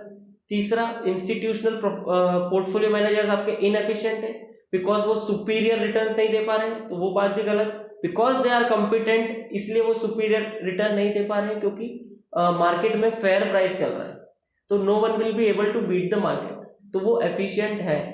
और चौथा कि स्टॉक मार्केट रैशनल होता है। तो मिसकंसेप्शन क्या है कि स्टॉक मार्केट इररेशनल है बिकॉज रैंडम मूवमेंट होते हैं, मतलब कभी प्राइस अपसाइड जा रहा है, कभी डाउन साइड जा रहा है। लेकिन स्टॉक मार्केट हमेशा रीजनेबल होता है, हर चेंज के पीछे कोई रीजन होता है। तो एक मिसकंसेप्शन है कि स्टॉक मार्केट इररेशनल है। टोटल 4 मिसकंसेप्शन है जो अपने को ध्यान रखना है। फिर आता है लिमिटेशन क्या क्या है आपकी एफिशिएंट मार्केट थ्योरी की। तो यहाँ पे अपन ने देखा एफिशिएंट मार्केट थ्योरी में कि price reflects all price sensitive information, लेकिन उसकी लिमिटेशन क्या है, इंफॉर्मेशन इनएडिक्वेसी, मतलब इंफॉर्मेशन फ्रीली और रैपिडली ट्रांसमिट नहीं हो पाती है। प्लस कभी कभी कंपनीज गलत इंफॉर्मेशन सर्कुलेट करती है टू अचीव देयर ऑब्जेक्टिव्स। तो इंफॉर्मेशन इनएडिक्वेसी एक बहुत लिमिटेशन है अपने एफिशिएंट मार्केट थ्योरी की, बिकॉज सेंसिटिव इंफॉर्मेशन सारी रिफ्लेक्ट नहीं हो पाती है प्राइस में। तो नॉट फ्रीली और रैपिडली ट्रांसमिटेड क्या information, further miss information is circulated by many companies. Second है लिमिटेड इंफॉर्मेशन प्रोसेसिंग कैपेबिलिटीज। ना हो सकता है इंफॉर्मेशन सर्कुलेट हो रही है, लेकिन जब तक वो इंफॉर्मेशन प्रोसेस होगी तब तक ऑलरेडी मैनिपुलेशन हो चुका है मार्केट में, because of limited processing capability of humans. Information जैसे ही सर्कुलेट हुई वो प्रोसेस तो नहीं हो पाएगी, टाइम लगेगा ह्यूमंस को उसको प्रोसेस करने में, तब तक मैनिपुलेशन हो सकता है मार्केट में। तीसरा है मोनोपोलिस्टिक इन्फ्लुएंस। अपन ने देखा कि स्टॉक मार्केट में कोई भी आउट परफॉर्म नहीं कर सकता, यानी no one can beat the market, लेकिन powerful institution generally dominate the market, तो वो उनके हिसाब से थोड़ा एडजस्टमेंट करते हैं मार्केट, जिसको बोलते हैं अपन मार्केट स्पेक्यूलेशन, जहां पे मार्केट में डिनोमिनेशन होता है पावरफुल इन्वेस्टर्स का, तो फेयरली ट्रेड नहीं हो पाते हैं बहुत सारे स्टॉक्स। कुछ स्टॉक्स के नेम भी हैं जहां पे मैनिपुलेशन बहुत होता है, फिर उन पे रेगुलेशंस लग जाती हैं, तो वहां पे सेबी इन्वॉल्व होता है, तो उसको बोलते हैं मोनोपोलिस्टिक इन्फ्लुएंस, कि powerful institutions and big operators dominate the market and diminishes it's competitiveness. यानी पावरफुल इंस्टीट्यूशन कॉम्पिटिटिवली ट्रेड नहीं करने देते स्टॉक्स में। तो ये टोटल 3 लिमिटेशंस है। पहली क्या थी अपनी कि इंफॉर्मेशन इनएडिक्वेसी, ना तो इंफॉर्मेशन रैपिडली ट्रांसमिट होती है ना फ्रीली ट्रांसमिट होती है, पैसा लगता है इंफॉर्मेशन का, और दूसरा अगर ट्रांसमिट होती भी है तो उसमें टाइम लगता है ह्यूमन को प्रोसेस करने में। तो सेकेंड लिमिटेशन क्या है, limited processing capability of humans, और तीसरा है आपका मोनोपोलिस्टिक इन्फ्लुएंस। तो ये 3 लिमिटेशंस है जो आपको याद रखनी है अगर क्वेश्चन आता है एफिशिएंट मार्केट थ्योरी की लिमिटेशंस पे। तो यहाँ जाके अपना सिक्योरिटी एनालिसिस का चैप्टर खत्म होता है। आई नो कि मैंने थोड़ा फास्ट पढ़ा है, लेकिन रिवीजन के हिसाब से इससे ज़्यादा टाइम अपन इस पर स्पेंड नहीं कर सकते। मैंने कोशिश की है सब कुछ कवर करने की, प्लस आपको इंपॉर्टेंट कॉन्सेप्ट भी बताए, तो आपको सारी इंपॉर्टेंट चीज़ों पे ध्यान देना है, एग्जाम ओरिएंटेड बनना है। देखिए ये चैप्टर बहुत लेंदी है, अगर एग्जाम ओरिएंटेड नहीं बनेंगे तो उलझ के रह जाएंगे, इसलिए जितना पार्ट मैंने कराया है वो कर ले, इस चार्ट में जितना दिया है सिर्फ उतना ही याद कर ले, तो मैं गारंटी देता हूँ आप एग्जाम में अटेम्प्ट कर पाओगे, क्वेश्चन आएगा। चलिए यहाँ चल के अपना चैप्टर खत्म होता है, अगले पार्ट में फिर मिलेंगे। Till then bye bye and thank you.